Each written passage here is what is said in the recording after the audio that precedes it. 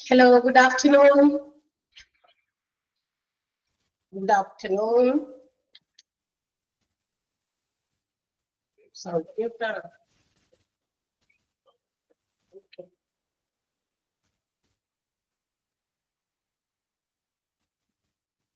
Yes, good afternoon. Good afternoon, ma'am.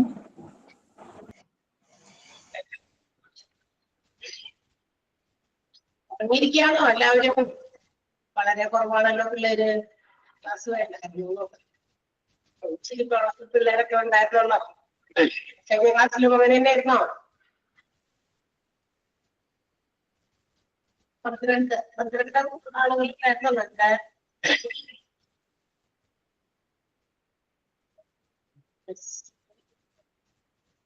ഉള്ളവർ മതി. ഉണ്ടായിരുന്നവര് പോയതാണോ അല്ലെങ്കിൽ ഉണ്ടായിരുന്നോളാ? അതാണ് ഞാൻ ചോദിക്കുന്നത്. ഹലോ ഹലോ ഹലോ, ആരുല്ലേ പറയാൻ പറ്റിയവര്? നമ്മള് ഇംഗ്ലീഷ് ക്ലാസ്സില് ആള് കുറവാണ് മാം. ഇംഗ്ലീഷ് ക്ലാസ് ആണ് വിചാരിച്ചിട്ട് ലീവായി പോയിട്ടാണല്ലേ? ഇംഗ്ലീഷ് ടീച്ചറിന് ലീവാണ്. അപ്പൊ ടീച്ചറിന്റെ ഞാൻ കഴിഞ്ഞ ദിവസം പറഞ്ഞിരുന്നു കിട്ടുകയാണെങ്കില് എങ്ങനെയെങ്കിലും അഡ്ജസ്റ്റ് ചെയ്തിട്ട് കയറാൻ പറ്റുന്നുണ്ടോ? അല്ലെങ്കിൽ കുറച്ച് വലിയ ചാപ്റ്റേഴ്സ് ആയതുകൊണ്ട് തീരാനായിട്ട് ഇച്ചിരി ബുദ്ധിമുട്ടുണ്ട്. ചാപ്റ്റർ എടുക്കാനുണ്ട്.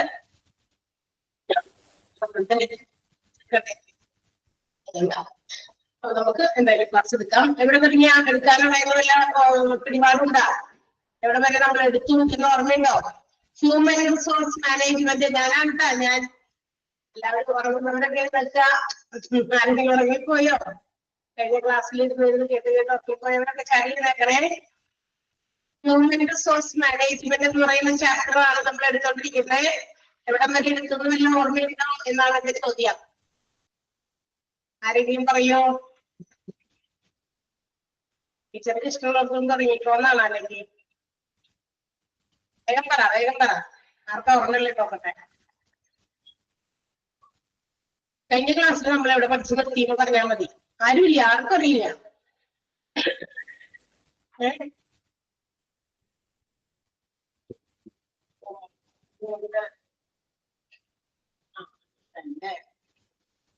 Manpower planning components. ഇവിടെ നിന്നാണ് എനിക്ക് എടുക്കേണ്ടത്. That means we have completed the process of human resource. Human resourceന്റെ പ്ലാനിങ്ങിന്റെ കുറച്ച് പ്രോസസ്സുകൾ, അതിനകത്ത് കുറച്ച് 5 സ്റ്റെപ്സ് വന്നിരുന്നു. 5 സ്റ്റെപ്പുകളാണ് കഴിഞ്ഞ ക്ലാസ്സിൽ നമ്മൾ പഠിച്ച് നിർത്തിപ്പോയത്.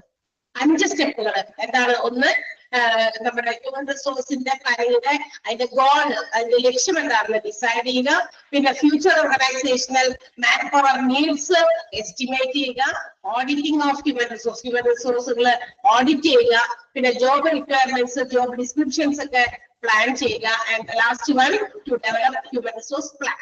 അല്ലെ, ഹ്യൂമൻ റിസോഴ്സിന് വേണ്ടിയിട്ടുള്ള അതിനെ കിട്ടാൻ, അല്ലെങ്കിൽ എംപ്ലോയീസിന് നമുക്ക് സമാഹരിക്കാൻ നമുക്ക് ലഭ്യമാകാനുള്ള രീതിയിലുള്ള കാര്യങ്ങളുടെ പ്ലാനിങ്ങുകളൊക്കെ നടത്തുക. അല്ലെ, സാധാരണ ഏത് ഓർഗനൈസേഷനും അവരുടെ best policy to acquire employees, കൂടുതൽ വേക്കൻസീസ് ഒക്കെ ഫില്ല് ചെയ്യാനായിട്ട്, എംപ്ലോയീസിനെ ലഭ്യമാകാനായിട്ട് കൂടുതലും അവർ ചെയ്യുന്നത് ബൈ പ്രൊമോഷൻ അറ്റ് ഹയർ ലെവലിലൊക്കെ വേക്കൻസി ഒക്കെ ഫില്ല് ചെയ്യാനായിട്ട് പ്രൊമോഷൻസിനെ ഡിപ്പെൻഡ് ചെയ്യും.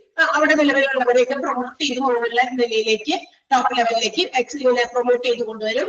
ലോവർ ലെവലില് വേക്കൻസീസ് വരികയാണെങ്കിൽ മാത്രമാണ് റിക്രൂട്ട്മെന്റ് ഫ്രം ലേബർ മാർക്കറ്റിൽ നിന്ന് നമ്മൾ റിക്രൂട്ട് ചെയ്യുക. അവിടെ വരെയാണ് ഞാൻ പറഞ്ഞു നിർത്തിയത്. ഇനി ഞാൻ വീണ്ടും പറയുന്നില്ല. ബിക്കോസ് 5 സ്റ്റെപ്പുകളുടെ ഹെഡിങ്ങുകൾ എന്തായാലും ഇമ്പോർട്ടന്റ് ആണ്. ഏതൊക്കെ സ്റ്റെപ്പുകളാണ് നമ്മുടെ ഹ്യൂമൻ റിസോഴ്സ് പ്ലാനിങ്ങിന്റെ പ്രോസസ്സിൽ ഉൾപ്പെടുന്നത്? ഇതൊരു സിംഗിൾ സ്റ്റെപ്പ് അല്ല, മൾട്ടി സ്റ്റെപ്പ് പ്രോസസ് ആയിരുന്നു.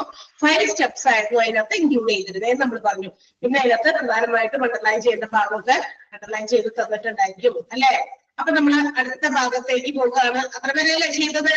അണ്ടർലൈൻ ചെയ്തോ? ഇനി ചെയ്തിട്ടില്ല എന്ന് പറഞ്ഞാൽ ഞാൻ പിന്നെ നമുക്ക് ചിലപ്പോൾ സമയം കിട്ടില്ല. അതുകൊണ്ടാണ് ചോദിക്കണേ.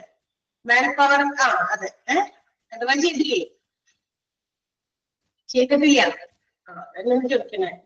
ഓക്കെ, ഏതാണ് ചെയ്യാത്ത 5 പോയിന്റുകൾ ഹെഡിങ്ങുകൾ ഇമ്പോർട്ടന്റ് ആണ്. 5 പോയിന്റിന്റെ, അതായത് ഹ്യൂമൻ റിസോഴ്സ് പ്ലാനിങ്ങിന്റെ പ്രോസസ് ഇല്ല, അതിനകത്ത് 5 പോയിന്റുകൾ, മൾട്ടി സ്റ്റെപ്പുകളുടെ 5 പോയിന്റുകൾ ഇമ്പോർട്ടന്റ് ആണ്. To decide goals or aims, to estimate future organisational structure and manpower needs, to audit the human resources, to plan job requirements and job descriptions, and the last one to develop human resource plan. 5 point. Okay. ഇനി അതിനകത്ത് ഞാൻ ചില കാര്യങ്ങൾ underline ചെയ്യാൻ പറഞ്ഞു എന്നാണ് എന്റെ ഓർമ്മ, ഇല്ലെങ്കിൽ വേണ്ട പറഞ്ഞോ. സ്കിൽസ് ഇൻവെന്ററി, 3ാമത്തെ പോയിന്റിൽ ഒരു സ്കിൽസ് ഇൻവെന്ററിനെ കുറിച്ച് പറഞ്ഞു അല്ലെ. എംപ്ലോയേഴ്സിന്റെ സ്കിൽസ്, എബിലിറ്റീസ്, അവരുടെ വർക്ക് പ്രിഫറൻസുകൾ, അല്ലെങ്കിൽ മറ്റ് കാര്യങ്ങളിലൊക്കെ ഇൻഫോർമേഷൻസ് ഒക്കെ, അതെല്ലാം കൂടി അതിനെ കുറിച്ചുള്ള ഒരു ഡാറ്റ, അതിനെയാണ് നമ്മൾ സ്കിൽസ് ഇൻവെന്ററി എന്ന് വിളിക്കുക. ഇപ്പൊ ഒരു ജോലിക്കാരി ആരാണോ അവരെ കുറിച്ചിട്ടുള്ള അവരുടെ ഇപ്പൊ എന്റെ കഴിവുകൾ എന്തൊക്കെയാണ്, എന്റെ എന്താ പറയാ വർക്ക് പ്രിഫറൻസ്, ഞാൻ ഏത് വർക്ക് ചെയ്യാനാണ് പ്രിഫർ ചെയ്യുന്നത്, ടീച്ചിങ് ആണോ അല്ലെങ്കിൽ മറ്റേതെങ്കിലും ആണോ, അങ്ങനെ മറ്റ് എബിലിറ്റീസ്, പിന്നെ എന്നെ കുറിച്ചുള്ള മറ്റ് ഇൻഫോർമേഷൻസ്, ഇതെല്ലാം ഗ്യാദർ ചെയ്ത് ഒരു ഡാറ്റയായിട്ട് ഉണ്ടാക്കി വെച്ചിരിക്കുന്നത്. എന്തിനു വേണ്ടിയിട്ടാണ്? അത് വെച്ച് നോക്കി പിന്നെ എന്താ പറയാ ജോലിയെ കുറിച്ച് വേക്കൻസീസ് ഒക്കെ വരുമ്പോൾ ആ ആളെ ഇന്ന സ്ഥലത്തേക്ക് മാറ്റാൻ പറ്റും, കാരണം ആൾക്ക് ഇന്നൊരു എബിലിറ്റി ഉണ്ട് അല്ലെ. അങ്ങനെയൊക്കെ നോക്കി കാണാൻ വേണ്ടിയിട്ടാണ് എന്ത് ചെയ്യുന്നത്, ഈ സ്കിൽസ് ഇൻവെന്ററി നമ്മൾ എടുത്തു വയ്ക്കുന്നത്, അതായത് ഡാറ്റ. അത് അണ്ടർലൈൻ ചെയ്ത് വെക്കാം. പിന്നെ നിങ്ങൾ അണ്ടർലൈൻ ചെയ്യേണ്ടത് ജോബ് അനാലിസിസ് എന്ന് പറയുന്ന അതിന്റെ ഡെഫിനിഷനോട് കൊടുത്തിട്ടുണ്ട്. ജോബ് അനാലിസിസ് എന്താണെന്ന്, അതായത് recording of all important information about A job, ഒരു ജോലിയെ കുറിച്ചിട്ട്, ഒരു പർട്ടിക്കുലർ ജോലിയെ കുറിച്ചിട്ടുള്ള ഇമ്പോർട്ടന്റ് ആയിട്ടുള്ള എല്ലാ ഇൻഫർമേഷൻസും അതിനകത്ത് ആ ജോലിയിൽ എന്ത് ടാസ്ക് ഉണ്ട്, പിന്നെ അതിനുവേണ്ട ആ ടാസ്ക് പെർഫോം ചെയ്യാൻ വേണ്ടി സ്കിൽസ്, എബിലിറ്റീസ്, പിന്നെ ആ ജോലിയിലുള്ള ഉത്തരവാദിത്തങ്ങൾ, റെസ്പോൺസിബിലിറ്റീസ്, പിന്നെ ആ ഒരു ജോലി സക്സസ്ഫുള്ളി കംപ്ലീറ്റ് ചെയ്യാനുള്ള ആ ഒരു എബിലിറ്റി, ഇതെല്ലാമാണ് ജോബ് അനാലിസിസിൽ വരെ. അത് അണ്ടർലൈൻ ചെയ്യണം. ജോബ് ഡിസ്ക്രിപ്ഷൻ അണ്ടർലൈൻ ചെയ്യണം. വേഗം ഫിൽ ചെയ്യാം കേട്ടോ. പിന്നെ 5ാമത്തെ പോയിന്റിലാണ് അണ്ടർലൈൻ ചെയ്യേണ്ടത് last sentence. The best policy followed by most organizations to fill up higher vacancies. മുകളിലേക്കുള്ള ഹയർ വേക്കൻസീസ് ഒക്കെ, ഹൈ ലെവൽ എന്താ പറയാ എംപ്ലോയ്മെന്റുകളൊക്കെ നമ്മൾ വേക്കൻസി ഫിൽ ചെയ്യുന്നത് പ്രൊമോഷൻസിലൂടെയും, ലോവർ ലെവലിലുള്ള വേക്കൻസീസ് ഫിൽ ചെയ്യുന്നത് റിക്രൂട്ട്മെന്റ് ഫ്രം ലേബർ മാർക്കറ്റ്. ആ ഒരു സെന്റൻസ് കൂടി അണ്ടർലൈൻ ചെയ്യാം. ക്ലിയർ ആയാലും അടുത്തതിൽ പോകാതെ. ഇനി നമ്മൾ പഠിക്കാൻ പോകുന്നത് മാൻ പവർ പ്ലാൻ കമ്പോണന്റിനെ കുറിച്ചിട്ടാണ്. മാൻ പവർ പ്ലാൻ കമ്പോണന്റിനെ സൗകര്യത്തിന്, അതായത് മാൻ പവർ പ്ലാനിങ്ങിനെ കുറിച്ചിട്ടുള്ള കാര്യങ്ങൾ പഠിക്കാൻ വേണ്ടിയിട്ട് അതിനെ 3 കമ്പോണന്റ്സ് ആയിട്ട്, 3 എന്താ പറയുക കമ്പോണന്റുകളായിട്ട് ഇങ്ങനെ എന്താ പറയാ ബ്രേക്ക് ഡൗൺ ചെയ്തിട്ടുണ്ട്. എന്താ പറയാ മുറിച്ച് അതായത് കുറച്ച് കാര്യങ്ങളായിട്ട് മുറിച്ചിട്ടുണ്ട്. എന്തൊക്കെയാണ്? 1 ഫോർകാസ്റ്റിംഗ്, 2 റിക്രൂട്ട്മെന്റ് പ്ലാൻ, 3ാമത്തെ ട്രെയിനിങ് ആൻഡ് ഡെവലപ്മെന്റ് പ്ലാൻ. ഏതൊക്കെയാണ്? ഫോർകാസ്റ്റിംഗ് എന്താ? അതായത് നമ്മളുടെ ഫ്യൂച്ചർ നീഡ്സ്, ഒരു എംപ്ലോയ്മെന്റിൽ ഒരു ജോലിക്ക് അവിടെ എന്താ പറയാ അവിടുത്തെ അവൈലബിൾ ആയിട്ടുള്ള എംപ്ലോയീസ് എത്രയുണ്ട്, അതിന്റെ ഒരു സ്റ്റോക്ക് എടുക്കുക.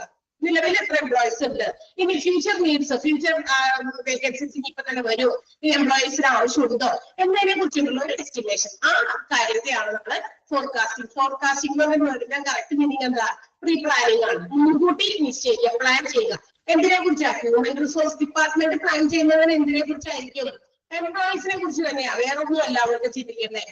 എംപ്ലോയീസ് ആവശ്യത്തിന് എംപ്ലോയീസ് ഉണ്ടോ, അതിനെ കുറിച്ച് ഒരു സ്റ്റോക്ക് എടുക്കുക. ഏതെങ്കിലും ഡിപ്പാർട്ട്മെന്റുകളിൽ സ്റ്റോക്സ് എംപ്ലോയീസിന്റെ വേക്കൻസി വരുന്നുണ്ടോ, ആവശ്യം വരുന്നുണ്ടോ എന്നതിനെ കുറിച്ച് മുൻകൂട്ടി ഒരു പ്ലാനിങ്, ഒരു എസ്റ്റിമേഷൻ തയ്യാറാക്കുക. That is called forecasting. Clear ആയാൽ എന്താണ് ഫോർകാസ്റ്റിംഗ്?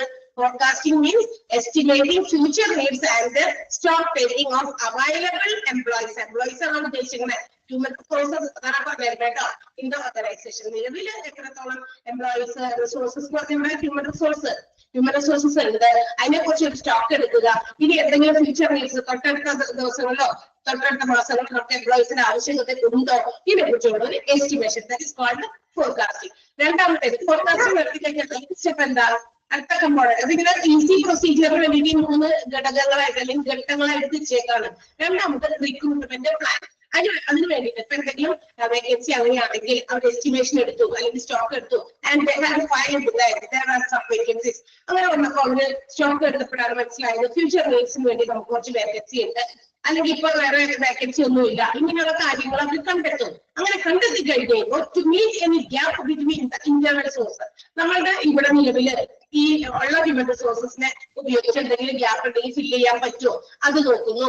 അതല്ല എങ്കിൽ നമുക്ക് എന്ത് ചെയ്യണം, we have to recruit from outside, external സോഴ്സിൽ നിന്ന് എംപ്ലോയ് ചെയ്യിപ്പിക്കണം. ആരെ? എംപ്ലോയീസിനെ, അല്ലെ, ജോലിക്കാരെ കണ്ടെത്തണം. അപ്പൊ ഇന്റേണൽ റിസോഴ്സസ് ഉപയോഗിക്കാൻ പറ്റുമോ, അല്ല എക്സ്റ്റേണൽ ആയിട്ടുള്ള എംപ്ലോയീസിന് വേണ്ടി വരും ടു ഫിൽ ദാറ്റ് ഗ്യാപ്പ്. ആ ഒരു ഗ്യാപ്പാണ് വിളിക്കുക നമ്മള്, ആ ഫിൽ ചെയ്യുന്ന ഗ്യാപ്പിനെയാണ് നമ്മൾ റിക്രൂട്ട്മെന്റ് എന്ന് വിളിക്കുക, അല്ലെ. ഇപ്പൊ നിലവിൽ ഇത്ര എംപ്ലോയീസ് ഉണ്ട്, ഇനി ഫ്യൂച്ചർ നീഡ്സിന് വേണ്ടി കുറച്ച് ഒരു 5-10 എംപ്ലോയീസിനെ വേണം. അപ്പൊ ആ ഒരു ഗ്യാപ്പ് ഉണ്ടല്ലോ, 40 എംപ്ലോയീസ് ഉണ്ട്, പക്ഷെ നമുക്ക് 50 വേണ്ടത്, 50 എംപ്ലോയീസിന് വേണം, 10 പേരുടെ കുറവുണ്ട്, കണ്ടോ.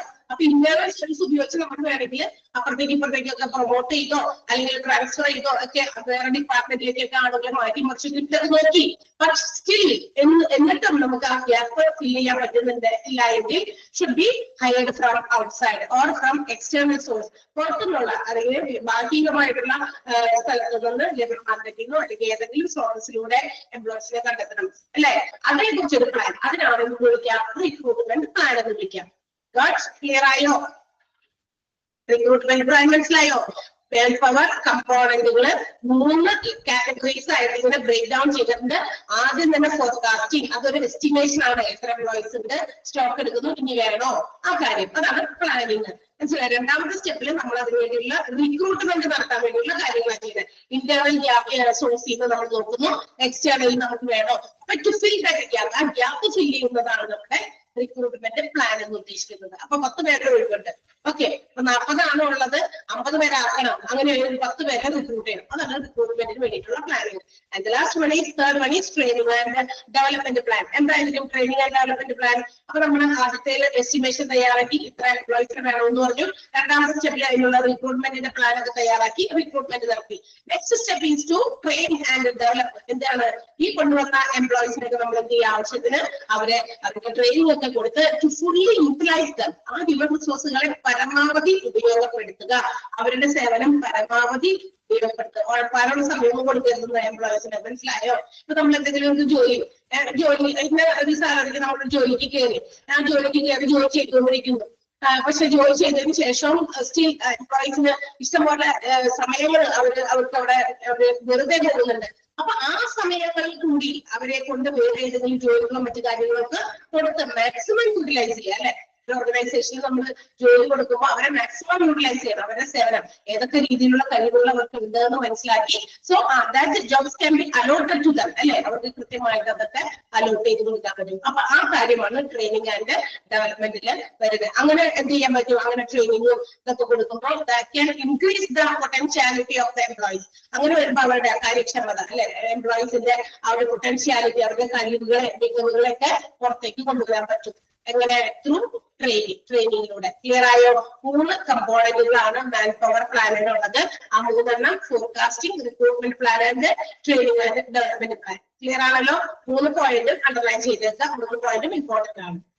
അത് ഓരോന്നും കണക്ട് ചെയ്ത് പഠിക്കുക. ഫോർകാസ്റ്റിംഗ് എന്ന് പറയുമ്പോൾ stock taking of available resources, നിലവിലുള്ള റിസോഴ്സുകളുടെ സ്റ്റോക്ക് എടുക്കുക, ഫ്യൂച്ചർ നീഡ്സ് ഇംപ്രൂവ് നോക്കുക. അത് തന്നെ റിക്രൂട്ട്മെന്റ് പ്ലാൻ എന്ന് പറഞ്ഞാൽ to meet the gap between internal resource and external. Internal അകത്തുള്ള റിസോഴ്സസ് എത്ര ഉണ്ട്, പുറത്തുനിന്ന് എത്ര വേണം, അത് നികത്തുന്നത്, അതിനാ ഗ്യാപ്പ് ഫിൽ ചെയ്യുന്നത്, അത് recruitment plan. Training and development എന്ന് പറയുമ്പോൾ to utilise the human resource fully, അല്ലെ. ഹ്യൂമൻ റിസോഴ്സുകളെ മാക്സിമം യൂട്ടിലൈസ് ചെയ്യുക. ആ ഒരു ഫ്രേസുകൾ കണക്ട് ചെയ്ത് പഠിക്കാനായിട്ട് ശ്രദ്ധിക്കുക. ഓക്കെ, അപ്പൊ മാറിക്കൊള്ളുക. Next one. അപ്പൊ നമ്മൾ ഇവിടെ പറഞ്ഞു റിക്രൂട്ട്മെന്റ് ആണ് ഇനി പറയാൻ പോകുന്നത്. അപ്പൊ മാൻ പവറിനെ കുറിച്ച് നമ്മൾ പ്ലാൻ ചെയ്ത് കഴിഞ്ഞാൽ next step is to make the recruitment. അടുത്ത സ്റ്റെപ്പ് എന്താ? റിക്രൂട്ട്മെന്റ് നടത്തുക. അപ്പൊ നമ്മൾ ഇനി റിക്രൂട്ട്മെന്റുമായി ബന്ധപ്പെട്ടുള്ള കുറച്ച് കാര്യങ്ങളാണ് പറയാൻ പോകുന്നത്. What do you mean by recruitment? Recruitment means discovery of talented applicants for actual or expected organizational vacancies. നമ്മുടെ ഒരു ഓർഗനൈസേഷന്റെ നിലവിലുള്ളതും ഭാവിയിൽ വരാൻ പോകുന്ന നമ്മൾ പ്രതീക്ഷിക്കുന്നതുമായിട്ടുള്ള വേക്കൻസീസ് ഫിൽ ചെയ്യാൻ വേണ്ടിയിട്ട് നമ്മൾ കണ്ടെത്തുകയാണ്. ആരെ കണ്ടെത്തുന്നു? വെറുതെയുള്ള ജോലിക്കാരെയല്ല, വെറുതെയുള്ള ആപ്ലിക്കൻസിനെ അല്ല. കുറെ അപേക്ഷകരൊക്കെ ഉണ്ടാവും. അതിൽ നിന്ന് ടാലന്റഡ് ആയിട്ടുള്ള ആപ്ലിക്കൻസിനെ കണ്ടെത്തുക. കഴിവുള്ള, മികവുള്ള, അല്ലെ, നല്ല രീതിയിൽ ക്വാളിഫൈഡും അതുപോലെ തന്നെ അനുഭവ സമ്പത്തും, അല്ലെ, എക്സ്പീരിയൻസ് ഒക്കെ കുറെയൊക്കെ ചോദിക്കും.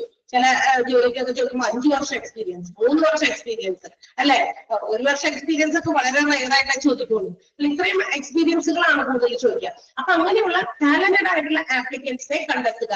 There will be a lot of applications അല്ലെ, ഒരുപാട് ആപ്ലിക്കൻസ് ഉണ്ടായിരിക്കും, അല്ലെങ്കിൽ ഒരുപാട് ആപ്ലിക്കേഷൻസ് ഒരു ഓർഗനൈസേഷനിൽ വേക്കൻസി ഉണ്ടെന്ന് പറയുമ്പോൾ വരും അല്ലെ. ഇപ്പൊ ജോലി സ്ഥലത്ത് എന്താ പറയുക, ഇത്ര വേക്കൻസി ഉണ്ടെന്ന് പറഞ്ഞു, 100 വേക്കൻസി ഉണ്ടെന്ന് പറഞ്ഞിട്ട് അഡ്വർടൈസ് ചെയ്യാണ്. ഇപ്പൊ ലുലുവിലൊക്കെ എന്താ പറയാ, ഇത്ര ഡിപ്പാർട്ട്മെന്റിലേക്ക് കുറച്ച് ആൾക്കാരൊക്കെ വേണമെന്ന് പറയുമ്പോൾ അങ്ങനെ ഒരു അഡ്വർടൈസ്മെന്റ് കാണുമ്പോൾ ഒരുപാട് നമുക്കറിയാം, നമ്മുടെ ഇന്നത്തെ യങ്സ്റ്റേഴ്സ് ഒരുപാടൊക്കെ അവരുടെ എന്താ പറയാ പഠിത്തമൊക്കെ കഴിഞ്ഞിട്ടൊക്കെ കുറെ ജോലി ചെയ്യാതെയൊക്കെ നടക്കുന്നവരുണ്ട്. അപ്പൊ അങ്ങനെ താൽക്കാലികമായിട്ടാണെങ്കിലും നല്ലൊരു ജോലി സെറ്റ് ആകുന്നത് വരെ എന്ത് ചെയ്യും, ഇതുപോലെയുള്ള സ്ഥലത്തൊക്കെ ജോലിക്ക് പോകും. So it will add on our experience. ഇങ്ങനെയുള്ള സ്ഥലത്ത് കുഞ്ഞു കുഞ്ഞു സാലറിയിലാണെങ്കിലും നമ്മൾ ജോലി ചെയ്താൽ it will add to our experience. അത് നമ്മുടെ ജോലിക്കുള്ള സാധ്യതകളെ കൂട്ടാൻ വേണ്ടി ഒരു എക്സ്പീരിയൻസ് ആകുകയും ചെയ്യും. ഓക്കെ, അപ്പൊ അങ്ങനെ വരുമ്പോൾ എന്ത് ചെയ്യും, 100 എന്താ പറയാ വേക്കൻസി ഉണ്ടെങ്കിൽ ചിലപ്പോൾ ഒരു 10,000 ആപ്ലിക്കേഷൻസ് ചിലപ്പോൾ കിട്ടും അല്ലെ.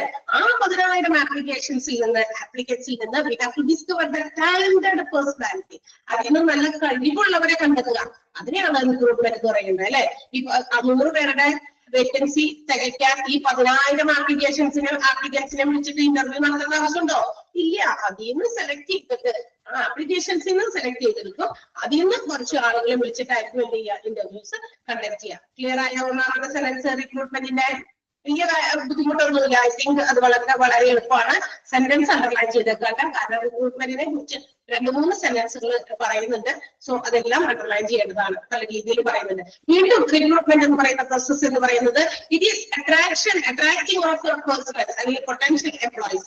അതായത് തൊഴിലാളികള് അല്ലെങ്കിൽ നല്ല കഴിവുള്ള പൊട്ടൻഷ്യൽ ആയിട്ടുള്ള എംപ്ലോയീസിനെ അട്രാക്ട് ചെയ്യുന്ന ഒരു രീതി കൂടിയാണ് റിക്രൂട്ട്മെന്റ് എന്ന് പറയുന്നത്. And also encouraging them to apply for the particular job in the organisation. അതായത് ഒരു അഡ്വർടൈസ്മെന്റ് കാണുമ്പോൾ അവിടെ ഒരു ജോലി കിട്ടിയാൽ കൊള്ളാം എന്ന് വിചാരിച്ച് പെട്ടെന്ന് തന്നെ അത് കാണുന്ന അല്ലെങ്കിൽ ജോബ് ആസ്പിരൻസ് എന്ന് നമുക്ക് വിളിക്കാം, ജോലി അന്വേഷിക്കുന്ന ആൾക്കാരെ, ജോബ് സീക്കേഴ്സ് അല്ലെങ്കിൽ ജോബ് ആസ്പിരൻസ്, അവരെ കൊണ്ട് എന്ത് ചെയ്യുന്നു, അപ്ലൈ ചെയ്യാനുള്ള ഒരു വ്യഗ്രതയില്ലേ, അത് കൊടുക്കുക. കാരണം അഡ്വർടൈസ്മെന്റ് കാണുമ്പോഴേ അവർക്ക് തോന്നണം, ഇന്നൊരു സ്ഥലത്ത് ജോലിക്ക് വേണ്ടി ഞാൻ നോക്കിയിരിക്കുകയാണ്, അവിടെ ഒരു വേക്കൻസി വന്നിട്ട് so I have to apply, ഞാൻ അപ്ലൈ ചെയ്യണം. അങ്ങനെ അപ്ലൈ ചെയ്യാൻ അവരെ പ്രേരിപ്പിക്കുക. അതുപോലെ തന്നെ ആ എംപ്ലോയീസിനെ അട്രാക്ട് ചെയ്യുക. ആ ഒരു കാര്യം കൂടി ഇതിനകത്ത് റിക്രൂട്ട്മെന്റിനകത്ത്. ചില സ്ഥലങ്ങളിലെ അഡ്വർടൈസ്മെന്റ് വേക്കൻസി എന്ന് പറഞ്ഞ് കാണുമ്പോൾ ചില സ്ഥലത്ത് നമ്മളോട് അപ്ലൈ ചെയ്തു, അവിടെ ഞാൻ ഇഷ്ടപ്പെടുന്ന സ്ഥലമല്ല, അല്ലെങ്കിൽ എനിക്ക് അവിടെ ജോലി കിട്ടണമെന്ന് താല്പര്യമില്ല. ഓക്കെ, അങ്ങനെ വിചാരിക്കും. പക്ഷെ ചില സ്ഥലത്തെ ആടുകൾ കാണുമ്പോൾ നമ്മൾ എനിക്കും I have to receive that job. അവിടെ എനിക്ക് ഒരു ജോബ് കിട്ടിയാലേ കൊള്ളാവുന്നുണ്ട് അല്ലെ. അങ്ങനെ അട്രാക്റ്റഡ് ആക്കണം അല്ലെ. അതാണ് പറഞ്ഞേക്കണേ. റിക്രൂട്ട്മെന്റ് എന്ന് പറയുന്നത് it is the process of attracting potential employees. Potential ആയിട്ടുള്ള കഴിവുള്ള എംപ്ലോയീസിനെ അട്രാക്ട് ചെയ്യുക, അല്ലെങ്കിൽ മറ്റൊരു രീതിയിൽ പറഞ്ഞാൽ encouraging them to apply for the post or for the job in the organisation. ആ ജോലിക്ക് അല്ലെങ്കിൽ ആ പോസ്റ്റിലേക്ക് അപ്ലൈ ചെയ്യിപ്പിക്കാൻ അവരെ പ്രേരിപ്പിക്കുക. ആ ഒരു പ്രോസസ്സിനെയും എന്ന് വിളിക്കും നമ്മള് റിക്രൂട്ട്മെന്റ്. അതൊരു മറ്റു തരത്തില് ഡിഫൈൻ ചെയ്തിരിക്കുകയാണ്. 2 രീതിയിലാണ് എന്ത് ചെയ്തിരിക്കുന്നത്, റിക്രൂട്ട്മെന്റിന് ഒരു ഡെഫിനിഷൻസ് കൊടുത്തിരിക്കുന്നത്. രണ്ടും ഇമ്പോർട്ടന്റ് ആണ്. രണ്ടാമത്തെ ഡെഫിനിഷൻ മനസ്സിലായോ? പെട്ടെന്ന് പറയണം. മനസ്സിലായാലും ഇല്ലെങ്കിൽ പെട്ടെന്ന് പറയണം, അല്ലെങ്കിൽ നമ്മളുടെ സമയം വെറുതെ പോകും. ഞാൻ വായിച്ചു പിടിച്ച സമയം പോകും. എന്താ പറയേണ്ടത്? ആദ്യത്തെയാണോ രണ്ടാമത്തെയാണോ? സിയാണ്. Second one or first one? Second one. Any sentence വായിച്ചു പറയാം. Recruitment is the process of attracting potential employees. Potential employees എന്ന് പറഞ്ഞാൽ എന്താ? കഴിവുള്ള എംപ്ലോയീസിനെ അട്രാക്ട് ചെയ്യാന്ന് പറഞ്ഞാൽ ആകർഷിക്കുക എന്ന് വെച്ചാൽ ഒരു ഉദാഹരണം ഞാൻ പറഞ്ഞു. ഇപ്പൊ ഏതെങ്കിലും ഒരു നേരത്തെ ഉദാഹരണം പറഞ്ഞാൽ ഇതുകൊണ്ട് ഒരു ജോലി കിട്ടണമെന്ന് ആഗ്രഹിച്ചിരിക്കുന്ന ഒരുപാട് ആളുകളുണ്ടായിരിക്കും. അപ്പൊ അങ്ങനെ ഒരു ആഡ് പബ്ലിഷ് ചെയ്തു ഏതെങ്കിലും മീഡിയാസ് വഴി, ഇത്ര വേക്കൻസീസ് വെച്ചിപ്പോ ക്യാഷിലായിരിക്കാം, അല്ലെങ്കിൽ മറ്റേതെങ്കിലും ഫ്ലോർ മാനേജർ ആയിട്ടായിരിക്കാം വേക്കൻസി കാണുന്നു. അപ്പൊ കാണുമ്പോൾ തന്നെ നമ്മൾ അവിടെ ജോലി കിട്ടിയാൽ കൊള്ളാം. So it is N attraction. അവിടെ ജോലി ഓഫർ ചെയ്യുന്നത് അതൊരു അട്രാക്ഷൻ ആണ്. അപ്പൊ അതിൽ അട്രാക്റ്റഡ് ആകണം. അട്രാക്റ്റഡ് ആകണം ഈ പറയുന്ന ജോബ് ആസ്പിരൻസ്, അതായത് ജോലി അന്വേഷിക്കുന്ന ആൾക്കാർ. ഓക്കെ, അപ്പൊ അങ്ങനെ അട്രാക്റ്റഡ് ആക്കുക, അല്ലെങ്കിൽ അവരെ ഫോഴ്സ് ചെയ്യിപ്പിക്കുക to apply for the job. ആ ജോബിന് എന്താ പറയാ ആപ്ലിക്കേഷൻ ആയിട്ട് വേണ്ടി അവരെ ഫോഴ്സ് ചെയ്യിപ്പിക്കുക. ആ ഒരു പ്രോസസ്സിനെ വിളിക്കുന്ന പേരാണ് റിക്രൂട്ട്മെന്റ് എന്ന് പറയുന്നത്. ക്ലിയർ ആണോ? ഇത് clear? Yes. Next one, recruitment എന്ന് പറയുന്നത് it is the most important function of any organization or personal administration. And ഒരു ബിസിനസ് സ്ഥാപനത്തിലെ ഏത് ബിസിനസ് സ്ഥാപനത്തിനെ ആയാലും റിക്രൂട്ട്മെന്റ് എന്ന് പറയുന്നത് ഒരു ഇമ്പോർട്ടന്റ് ഫംഗ്ഷൻ ആണ്. അതിനകത്ത് പേഴ്സണൽ മാനേജ്മെന്റിൽ, അതായത് തൊഴിലാളികളെ മാനേജ് ചെയ്യുന്ന കാര്യത്തിൽ വളരെ ഇമ്പോർട്ടന്റ് ആയിട്ടുള്ള ഒരു കാര്യമാണ് റിക്രൂട്ട്മെന്റ് എന്ന് പറയുന്നത്. പിന്നെ പറയാണ് ഈ അൺലെസ് ആ സെന്റൻസ് അങ്ങനെ തന്നെയാണ്, നെഗറ്റീവ് സെന്റൻസ് ആയിട്ടാണ് കൊടുത്തിരിക്കുന്നത്.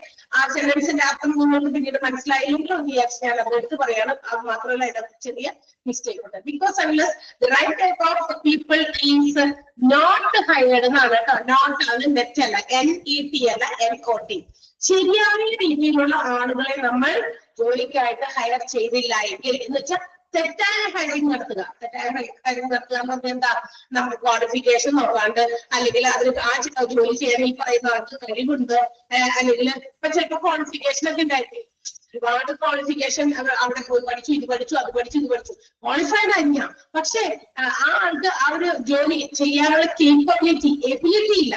അങ്ങനെ വരുമ്പോ നമ്മുടെ തെരഞ്ഞെടുപ്പ് തെറ്റിപ്പോകും അല്ലെ. അപ്പൊ റിക്രൂട്ട്മെന്റ് നടത്തുമ്പോൾ if it is not properly hired, എടുക്കുന്ന ജോലിക്കാരെ കൃത്യമായ രീതിയിൽ നല്ല രീതിയിലുള്ള ശരിയായ ടൈപ്പ് ഓഫ് ആളുകളെല്ലാം നമ്മൾ ഹയർ ചെയ്യുന്നത് എങ്കിൽ കണ്ടോ, നെഗറ്റീവ് സെന്റൻസ് ആണല്ല. ആണെങ്കിൽ എന്ന് വെച്ചാൽ തെറ്റായ ആളുകളെയാണ് നമ്മൾ ജോലിക്കായിട്ട് ഹയർ ചെയ്യുന്നതെങ്കിൽ ഈവൻ ദ ബെസ്റ്റ് പ്ലാൻസ് നമ്മൾ ഏത് രീതിയിൽ ഓർഗനൈസേഷൻ പ്ലാൻ ചെയ്താലും അല്ലെങ്കിൽ ഓർഗനൈസേഷനെ കൺട്രോൾ ചെയ്താലും ആ പറയുന്ന സിസ്റ്റംസ് ഒന്നും would not work properly അല്ലെങ്കിൽ would not do much good. അതായത് നല്ല രീതിയിൽ അവിടുത്തെ കാര്യങ്ങളൊന്നും ശരിയാവണമെന്ന് നിർബന്ധമില്ല എന്നാണ് പറയുന്നത്. മനസ്സിലായ? അപ്പൊ നമ്മൾ തെരഞ്ഞെടുപ്പുകൾ നടത്തുമ്പോൾ റിക്രൂട്ട് ചെയ്യുമ്പോൾ റൈറ്റ് ടൈപ്പ് ഓഫ് പീപ്പിളിനെ തന്നെ ഹയർ ചെയ്യാനായിട്ട് നോക്കുക. അല്ലെങ്കിൽ എന്ത് കാര്യങ്ങൾ നമ്മൾ ചെയ്താലും അതൊന്നും ശരിയാവില്ല, നന്നാവില്ല എന്ന്. മച്ച് ഗുഡ് എന്ന് പറഞ്ഞില്ല, ഒന്നും ശരിയാവാൻ പോകില്ല.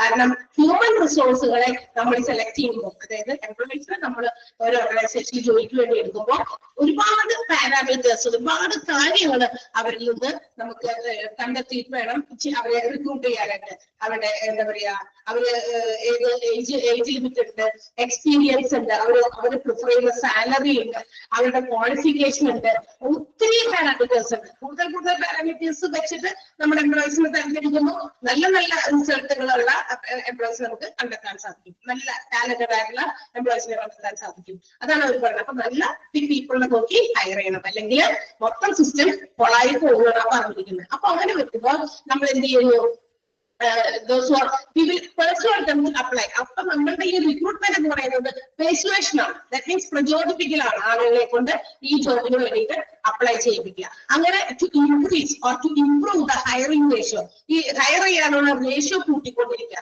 നമ്മൾ എത്ര ആളുകളെ എടുക്കണം, ജോലിക്ക് എടുക്കണം എന്നുള്ള ആ ഒരു റേഷ്യോ കൂട്ടാനാണ്. ഇപ്പൊ ഉദാഹരണത്തിന് ഇപ്പൊ ഒരു 10 വേക്കൻസി ഉണ്ടെന്ന് പറയുന്നു, ഒരു 1000 ആപ്ലിക്കേഷൻസ് വരുന്നു. അപ്പൊ റേഷ്യോ എന്തായി, 10 വേക്കൻസി ഉള്ളൂ. പക്ഷെ നമുക്ക് കിട്ടിയ എന്താ പറയാ, നമുക്ക് കിട്ടിയിരിക്കുന്ന ആപ്ലിക്കേഷൻസിന്റെ എണ്ണം 1000 ആണ്. 10:1000, അല്ലെങ്കിൽ നമുക്ക് അതിനെ ഒന്നുകൂടി ചെറുതാക്കിയാൽ 1:100, 1:100 അല്ലെ. ആ ഒരു റേഷ്യോ എന്ന് വെച്ചാൽ കൂടുതൽ ആളുകളെ കൊണ്ട് ആ ഒരു പോസ്റ്റിലേക്ക്, ആ ഒരു ജോബിലേക്ക് അപ്ലൈ ചെയ്യിപ്പിക്കാൻ പറ്റും. That means improving application forms. എന്നാലാണ് നമുക്ക് കൂടുതൽ ആപ്ലിക്കേഷൻ വന്നാലല്ലേ അതിൽ നിന്ന് നമുക്ക് നല്ല ആളുകളെ, കൂടുതൽ ക്വാളിഫൈഡ് ആയിട്ടുള്ളവരെ കണ്ടെത്താൻ പറ്റുള്ളൂ അല്ലെ. ഇപ്പൊ 10 വേക്കൻസി ഉണ്ട്, ആകെ 2 ആൾക്കാര് ആ പോസ്റ്റിലേക്ക് ആപ്ലിക്കേഷൻ തന്നുള്ളൂ എന്ന് നിങ്ങൾ വിചാരിക്കുക. സോ അത് വെച്ചാൽ അതിന്റെ അർത്ഥം ആ ഓർഗനൈസേഷൻ എന്തോ കുഴപ്പമുണ്ട് അല്ലെ. അത് ചിലപ്പോ ആളുകളുടെ ഇടയിൽ അത്ര ഗുഡ് വിൽ ഉള്ള ഒരു ബിസിനസ് ആവണമെന്ന് നിർബന്ധമില്ല അല്ലെ. ഒരു ഹോസ്പിറ്റലിലാണെങ്കിൽ നമ്മൾ ഉദ്ദേശിക്കുകയാണെങ്കിൽ ഒരു ഇത്ര വേക്കൻസി, 5 വേക്കൻസി ഉണ്ടെന്ന് പറയുന്നു, ഈ 10 വേക്കൻസി ഉണ്ട് ഇന്നൊരു ഡിപ്പാർട്ട്മെന്റിൽ എന്ന് പറയുന്നു. പക്ഷെ വലിയ കാര്യമായ എന്താ പറയാ ആപ്ലിക്കേഷൻസ് ഒന്നും വന്നില്ല എന്ന് വെച്ചാൽ അതിന്റെ അർത്ഥം that means people are not willing to work in that organization. ആ ഹോസ്പിറ്റൽ ഓർഗനൈസേഷനിൽ വർക്ക് ചെയ്യാൻ ആളുകൾക്ക് താല്പര്യമില്ലാത്തതാകാം അല്ലെ, പല കാരണങ്ങൾ കൊണ്ട്. ഓക്കെ, അപ്പൊ അങ്ങനെ പാടില്ല. എൻഹാൻസ് ദ റേഷ്യോ വർദ്ധിക്കണം. വർദ്ധിച്ചു വന്നാലും they can make selections for the റിക്രൂട്ട്മെന്റിന് വേണ്ടി നല്ല ആളുകളെ സെലക്ട് ചെയ്യാൻ പറ്റുള്ളൂ. അപ്പൊ എന്ത് ചെയ്യും, നല്ലവരെ സെലക്ട് ചെയ്യുന്നു. And the rest of the majority of the applications will be rejected. ബാക്കിയുള്ളവർ എന്ത് ചെയ്യും, റിജക്ട് ചെയ്യും. അതാണ് പറഞ്ഞിരിക്കുന്നത്. ടെൻസ് ടു ബി, ചിലപ്പോൾ സെലക്ഷൻ നമ്മൾ നടത്തുമ്പോൾ ആ സെലക്ഷൻ ചിലപ്പോഴൊക്കെ നെഗറ്റീവ് വഴിയേക്ക് പോകാറുണ്ടെന്നാണ് പറയുന്നത്. കാരണം most of the good number of applications should be rejected. അതായത് നമ്മൾ സെലക്ട് ചെയ്യുമ്പോൾ കുറച്ചുപേരെ നമുക്ക് ആവശ്യമുള്ളവരെ സെലക്ട് ചെയ്യുന്നു, ഗുഡ് നമ്പർ വളരെ കൂടുതൽ എണ്ണം എന്ത് ചെയ്യുന്നു നമുക്ക് റിജക്ട് ചെയ്യേണ്ടി വരുന്നു. അപ്പൊ സെലക്ഷൻ നെഗറ്റീവിലേക്ക് പോകും എന്നൊക്കെ പറയുന്നത്. ഓക്കെ, അപ്പൊ ഈ പറയുന്ന രീതിയിൽ ആളുകൾ കൂടുതൽ അപ്ലൈ ചെയ്യാനായിട്ട് ആളുകളെ അട്രാക്ട് ചെയ്യുക, ഫോഴ്സ് ചെയ്യിപ്പിക്കുക, അതും എന്താണ് റിക്രൂട്ട്മെന്റ് പ്രോസസ്സിൽ വരുന്നതാണ്. ഓക്കെ, കൂടുതൽ നമ്പർ ഓഫ് എണ്ണം ആപ്ലിക്കേഷൻസ് കിട്ടുമ്പോഴാണ് സെലക്ഷൻസ് റിക്രൂട്ട്മെന്റുകൾ അവർക്ക് എളുപ്പമാക്കാൻ പറ്റുള്ളൂ. അതാണ് പറഞ്ഞിരിക്കുന്നത്. അപ്പൊ റിക്രൂട്ട്മെന്റ് എന്ന് പറഞ്ഞിരിക്കുന്ന രണ്ട് സെന്റൻസുകളും നിങ്ങൾ അണ്ടർലൈൻ ചെയ്യണം. Recruitment means discovering of talented applicants എന്ന് പറഞ്ഞ സെന്റൻസും, recruitment is the process of attracting potential employees എന്ന് പറയുന്ന സെന്റൻസും അണ്ടർലൈൻ ചെയ്യാം. ഓക്കെ, പിന്നെ അണ്ടർലൈൻ ചെയ്യേണ്ടത്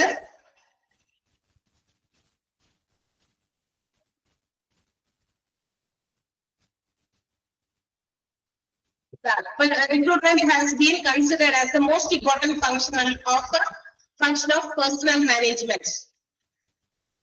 നല്ല ഏറ്റവും ഇമ്പോർട്ടന്റ് ആയിട്ടുള്ള ഒരു ഫംഗ്ഷൻ പേഴ്സണൽ മാനേജ്മെന്റ് അല്ലെങ്കിൽ പേഴ്സണൽ അഡ്മിനിസ്ട്രേഷന്റെ ഏറ്റവും ഇമ്പോർട്ടന്റ് ആയിട്ടുള്ള ഫംഗ്ഷൻ ആണ് റിക്രൂട്ട്മെന്റ്. കാരണം നല്ല ആളുകളെ, നല്ല ടൈപ്പ് ഓഫ് ആളുകളെ നോക്കി നമ്മൾ ഹയർ ചെയ്തില്ല എങ്കിൽ ഈവൻ ദ ബെസ്റ്റ് പ്ലാൻസ്, എത്ര നല്ല രീതിയിൽ പ്ലാനിങ് ചെയ്താലും ഓർഗനൈസേഷന്റെ കൺട്രോൾ സിസ്റ്റം ഒക്കെ അതായത് നല്ല രീതിയിൽ അതെന്ത് ചെയ്താലും ബാക്കി കാര്യങ്ങളൊന്നും ശരിയായ രീതിയിൽ പ്രവർത്തിക്കില്ല എന്നാണ് പറഞ്ഞിരിക്കുന്നത് കേട്ടോ. അപ്പൊ നിങ്ങൾ ഇവിടെ വരെ അണ്ടർലൈൻ ചെയ്താൽ മതി, പേഴ്സണൽ അഡ്മിനിസ്ട്രേഷൻ വരെ മതി. Important function of personal administration underline ചെയ്തോ?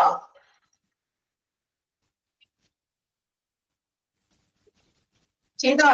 Yes.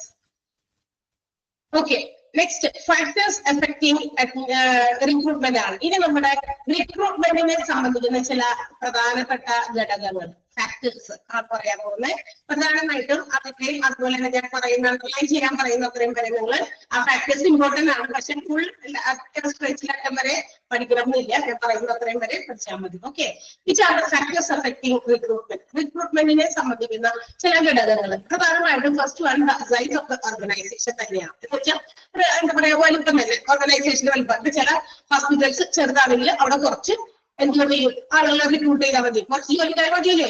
Size of the organisation വളരെ ഇമ്പോർട്ടന്റ് ആയിട്ടുള്ള ഫാക്ടർ ആണ് വിച്ച് അഫക്ട് ദ റിക്രൂട്ട്മെന്റിനെ അഫക്ട് ചെയ്യുന്നത്. കാരണം ചെറിയ ഹോസ്പിറ്റൽസ് ആണെങ്കിൽ അവിടെ കുറച്ച് റിക്രൂട്ട്മെന്റുകൾ നടത്തുന്നത്. അതേസമയം വലിയ ഹോസ്പിറ്റൽസ്, വലിയ ബിസിനസ് ഓർഗനൈസേഷൻ ആണെങ്കിൽ അവിടുത്തെ കൂടുതൽ നമ്പർ ഓഫ് എംപ്ലോയീസിന് ആവശ്യമുണ്ട് അല്ലെ. അപ്പൊ കൂടുതൽ റിക്രൂട്ട്മെന്റുകൾ നടത്തും. ഒന്നാമത്തെ ഘടകം സൈസ് ഓഫ് ദ ഓർഗനൈസേഷൻ. അത് എന്തുകൊണ്ടാണെന്നാണ് ഞാൻ വിശദീകരിച്ചത്. സൈസ് ഓഫ് ദ ഓർഗനൈസേഷൻ അത് നിങ്ങൾ അറിഞ്ഞിരുന്നാൽ മതി. നമ്മുടെ ബിസിനസ് സ്ഥാപനത്തിന്റെ വലിപ്പം കൂടുന്നതനുസരിച്ച് കൂടുതൽ റിക്രൂട്ട്മെന്റുകൾ നടക്കും. കുറയുന്നതനുസരിച്ച് എന്ത് ചെയ്യും, കുറവ് റിക്രൂട്ട്മെന്റ് നടക്കുള്ളൂ. ക്ലിയർ ആയോ? പോയിന്റ് മനസ്സിലായോ? മറക്കരുത് പ്ലീസ്. ഹലോ, ആരും റെസ്പോണ്ട് ചെയ്യുന്നില്ല? എസ് എന്നൊക്കെ പറയണേ അവിടെ. രണ്ടാമത്തേത് conditions of the employment in the community where the organisation is situated or located. ആ ഓർഗനൈസേഷൻ സിറ്റുവേറ്റ് ചെയ്തിരിക്കുന്ന ആ ഒരു പ്രദേശം, ലൊക്കേഷൻ ഉണ്ടല്ലോ, ആ ലൊക്കേഷനിൽ ആ എംപ്ലോയ്മെന്റുമായി ബന്ധപ്പെട്ടുള്ള ചില കണ്ടീഷൻസ് എന്നാൽ ചിലപ്പോൾ ചില നിബന്ധനകളൊക്കെ ഉണ്ടായിരിക്കും ആ ഒരു ജോലിയുമായി ബന്ധപ്പെട്ട്. ചില പ്രത്യേക സാഹചര്യങ്ങൾക്ക് ചില ബിസിനസ് സ്ഥാപനങ്ങളൊക്കെ എന്താ പറയാ ചില പ്രദേശങ്ങളിലൊക്കെ ഉണ്ടാകുമ്പോഴേ അവിടുത്തെ ആളുകൾക്ക് ചില എന്തെങ്കിലും തരത്തിലുള്ള ബുദ്ധിമുട്ടുകൾ ഫേസ് ചെയ്യേണ്ടതായിട്ട് വരും.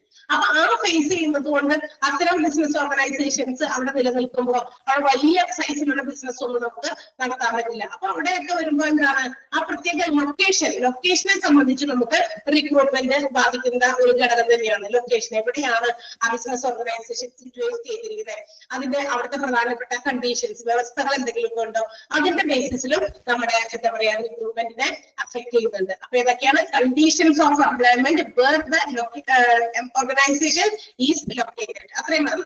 ഏതാണ് conditions of the employment where the organisation is located.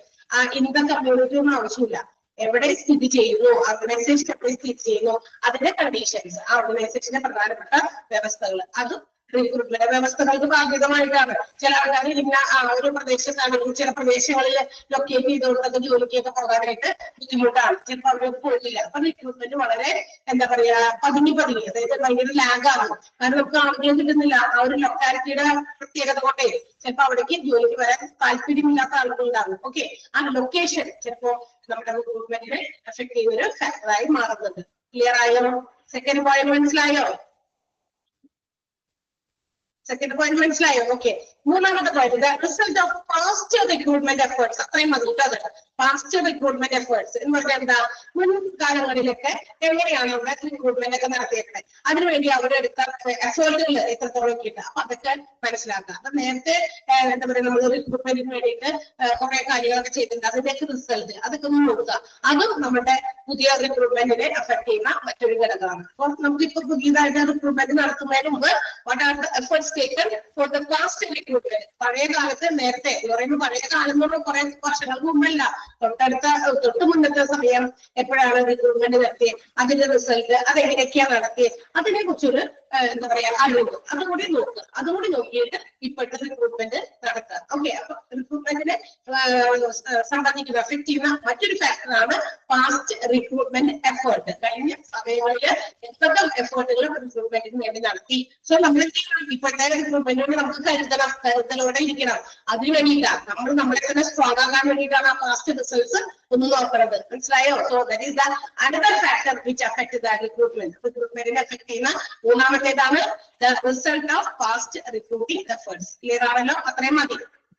Okay, പിന്നെന്താ? Working atmosphere, salary, benefit packages offered by the organisation. അത്ര മതി കേട്ടോ.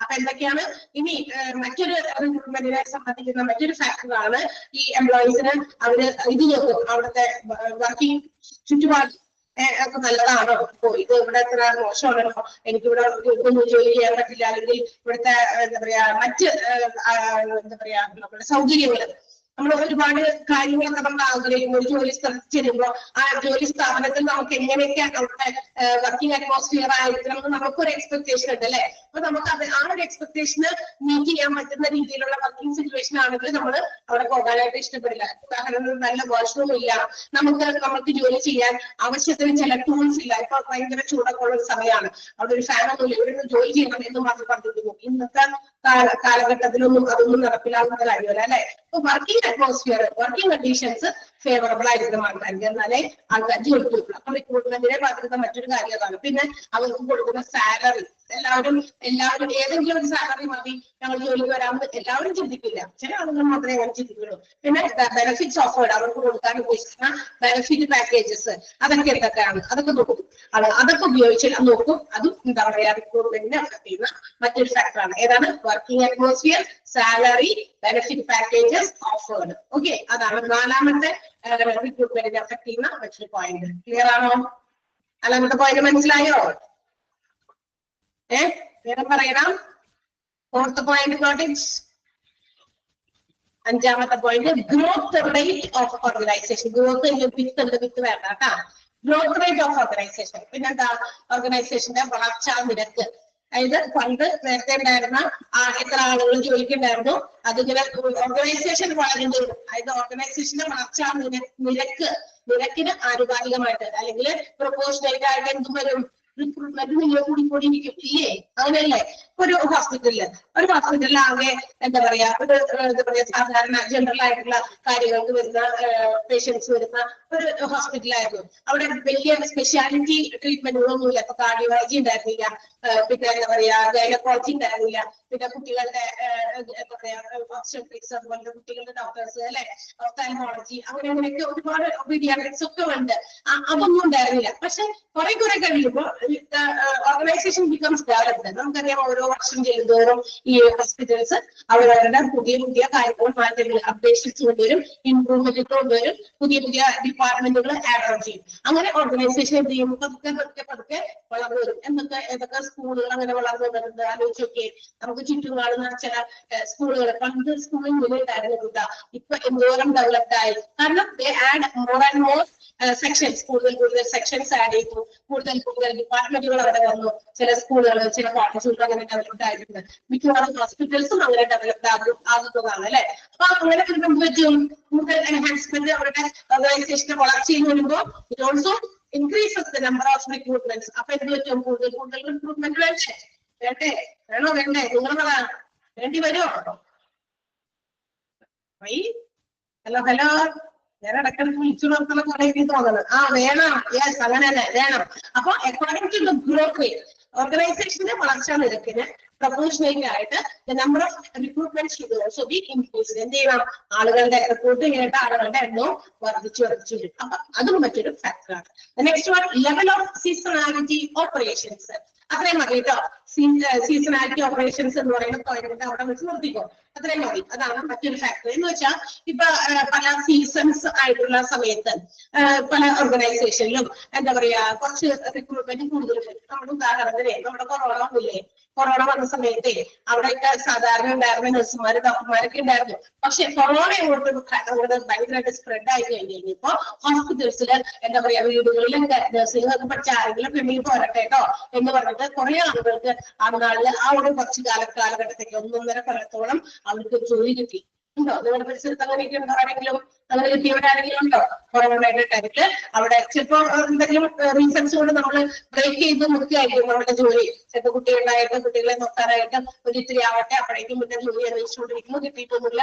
ആ സമയത്ത് ഈ കൊറോണ അങ്ങോട്ട് വന്നു കഴിഞ്ഞപ്പോൾ ഒരുപാട് പേർക്ക് അങ്ങനെ കുറെ സ്ഥലങ്ങളിൽ ഈവൻ ഗവൺമെന്റ് ഹോസ്പിറ്റൽസിൽ പോലും എന്താ പറയാ വേറെ ഒരു എന്താ പറയാ ഇതും എടുക്കാതെ, അല്ലെങ്കിൽ നമുക്കറിയാം ഇതിനൊക്കെ കുറെ കാര്യങ്ങളുണ്ട്, എന്താ പറയാ എക്സാംസ് ഉണ്ട് അല്ലെ, പരീക്ഷകൾ എഴുതുന്ന PSC ആണെങ്കിലും മറ്റേ ആണെങ്കിലും അങ്ങനെയുള്ള ഇന്റർവ്യൂസ് ഒന്നും ഇല്ലാതെ എന്ത് ചെയ്തു, പെട്ടെന്ന് ഈ പറയുന്ന ആളുകൾക്ക് എന്ത് ചെയ്തു, അവരെ റിക്രൂട്ട് ചെയ്തു. കാരണം എന്താ, അന്നേരം കൂടുതൽ ആളുകളെ വേണ്ടി വന്നു നമുക്ക്. കാരണം ആ ഒരു സീസൺ മീൻസ് ആ ഒരു ഡിസീസസ് ഇങ്ങനെ എന്താ പറയാ പൊട്ടി അങ്ങനെ സ്പ്രെഡ് ചെയ്ത് കഴിഞ്ഞപ്പോ നീഡ് മോർ ആളുകളെ, മോർ നഴ്സസിനെയും അതുപോലെ മറ്റ് സ്റ്റാഫുകളൊക്കെ കൂടുതലായിട്ട് വേണ്ടി വന്നു. In order to give proper care നല്ല രീതിയിൽ പേഷ്യൻസിനെ കെയർ ചെയ്യാൻ വേണ്ടിയിട്ട് അങ്ങനെ കൂടുതൽ ആളുകൾ വേണ്ടി വന്നപ്പോൾ എന്ത് ചെയ്തു, ഇങ്ങനെ റിക്രൂട്ട് ചെയ്തു. അപ്പൊ അങ്ങനത്തെ സീസണാലിറ്റി മറ്റ് ബിസിനസ് സ്ഥാപനങ്ങളിലുണ്ട്. അങ്ങനെ തന്നെ ഇപ്പൊ ഒരു ടെക്സ്റ്റൈൽ ഷോപ്പാണെന്ന് വിചാരിക്കാം, ഓണം, വിഷു, ക്രിസ്മസ് ഇതൊക്കെ വരുമ്പോൾ എന്താണെന്നറിയോ, അവിടെ ഭയങ്കര കസ്റ്റമേഴ്സിന്റെ ഒരു റഷ് ഉണ്ടായിരിക്കും. ആ സമയത്ത് ഒരുപാട് ആൾക്കാർ ഇപ്പൊ കുട്ടികളൊക്കെ പഠിച്ചുകൊണ്ടിരിക്കുന്ന കുട്ടികൾ, കോളേജ് സ്റ്റുഡൻസ് ഒക്കെ പാർട്ട് ടൈം ആയിട്ട് ആഫ്റ്റർ 6 o'clock കഴിഞ്ഞിട്ട് ലേറ്റ് നൈറ്റ് ചിലപ്പോൾ 10 മണി വരെയൊക്കെ ജോലിക്ക് കയറും. അത് സീസണാലിറ്റി ഓപ്പറേഷൻ. അപ്പൊ ആ സമയത്തേക്ക് വേണ്ടി മാത്രം.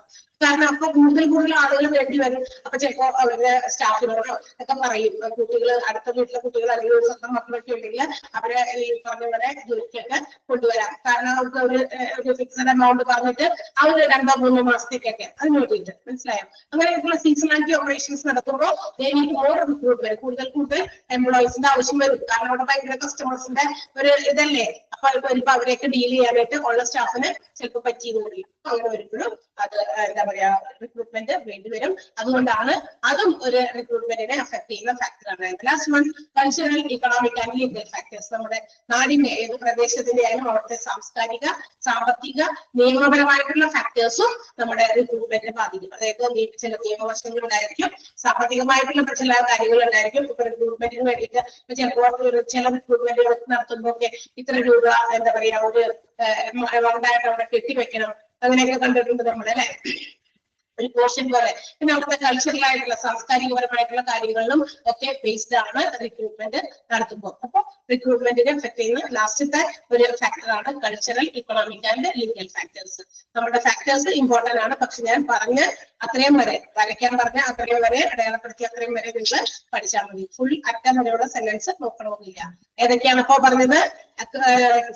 റിക്രൂട്ട്മെന്റിനെ എഫക്ട് ചെയ്യുന്ന ഫാക്ടേഴ്സ് ഏതൊക്കെയാണ്? Size of the organisation, conditions of the employment where it is located, with the result of past recruiting efforts, then working atmosphere, salary, benefit packages offered, growth rate of the organization, and the next one, seasonality of operations, and the last one, legal factors, economic factors, and also cultural factors. Clear ayo? Factors affecting recruitment മനസ്സിലായോ? Clear അല്ലേ? അടുത്ത ഭാഗത്തേക്ക് ഞാൻ നീങ്ങുകയാണ്. Yes, അടുത്തത് steps on recruitment process. ഇനി recruitment പ്രോസസ്സിന്റെ പ്രധാനപ്പെട്ട ചില സ്റ്റെപ്പുകളാണ്. എന്തൊക്കെ കാര്യങ്ങളാണ് റിക്രൂട്ട്മെന്റിന്റെ പ്രൊസീജിയേഴ്സിൽ വരുന്നത്? റിക്രൂട്ട്മെന്റ് എന്ന് പറയുന്ന കാര്യം ചെയ്യുമ്പോൾ അല്ലെങ്കിൽ പുതിയ പുതിയ എംപ്ലോയീസിനെ നമുക്ക് സെലക്ട് റിക്രൂട്ട് ചെയ്യേണ്ടി വരുമ്പോൾ ചില കാര്യങ്ങൾ നമുക്ക് അതിന്റെ പ്രൊസീജിയർ എന്തൊക്കെ രീതിയിലാണ് അതിന്റെ സ്റ്റെപ്സ് ആണ് പറഞ്ഞേക്കുന്നത്. ഒന്നാമത്തേത് റിക്രൂട്ട്മെന്റ് പോളിസിയാണ്. Recruitment policy declaration on how you hire എന്ന് പറഞ്ഞാൽ ഒരു വ്യക്തിയെ ഒരു എന്താ പറയുക ആപ്ലിക്കന്റിന്റെ ഒരു ജോലിക്കായിട്ട് നമ്മളിവിടെ ഹയർ ചെയ്തു അതിനെ കുറിച്ചുള്ള ഒരു ഡിക്ലറേഷൻ. ഞാൻ ചോദിച്ചിട്ടുണ്ടായിരുന്നുണ്ടാ എനിക്ക് ജോലി കിട്ടി എന്നുള്ള ഒരു ഡിക്ലറേഷൻ, ഒരു പ്രഖ്യാപനം. ആ പ്രഖ്യാപനമാണ് എന്ത് വിളിക്കുന്നത്? റിക്രൂട്ട്മെന്റിന്റെ പോളിസി. റിക്രൂട്ട് ചെയ്യുമ്പോൾ ആളുകളെ അറിയിക്കണം റിക്രൂട്ട്മെന്റ്. അതിന് ഒരു പ്രത്യേക പോളിസീസ് ഉണ്ട്. ആ recruitment policy will be defined by the organisation. അപ്പൊ ഓർഗനൈസേഷൻ തീരുമാനിക്കാം ഏത് രീതിയിലാണ് നമ്മൾ റിക്രൂട്ട്മെന്റ് നടത്തുന്നത്. അപ്പൊ നമുക്ക് ആ റിക്രൂട്ട്മെന്റ് പ്രോസസ് ഒക്കെ നടത്താൻ വേണ്ടിയിട്ട് there will be some policies to be followed. എങ്ങനെയൊക്കെയാണ് ആ പോളിസി നമുക്ക് ഫ്രെയിം ചെയ്യേണ്ടത്? അപ്പൊ ഒരു വ്യക്തിയെ നമ്മൾ ഹയർ ചെയ്യാൻ വേണ്ടി ഉപയോഗിക്കുന്ന ചില കാര്യങ്ങൾ, ചില നിയമങ്ങൾ. ആ നിയമങ്ങൾ എന്തൊക്കെയാണ്? ജനറൽ പ്രിൻസിപ്പിൾസ് ആയിട്ട് 4 പോയിന്റുകളാണ് പറയുന്നത്. ആ ഫസ്റ്റ് സെന്റൻസ് മാത്രമേ അതിനകത്ത് ഇമ്പോർട്ടന്റ് ഉള്ളൂ. പിന്നെ ഇമ്പോർട്ടന്റ് ആയിട്ടുള്ളത് ആ 4 പ്രിൻസിപ്പിൾസ് ആണ്. അതായത് ഏത് രീതിയിൽ നമ്മൾ റിക്രൂട്ട്മെന്റുകൾ നടത്തണം. It should be based on recruitment policy.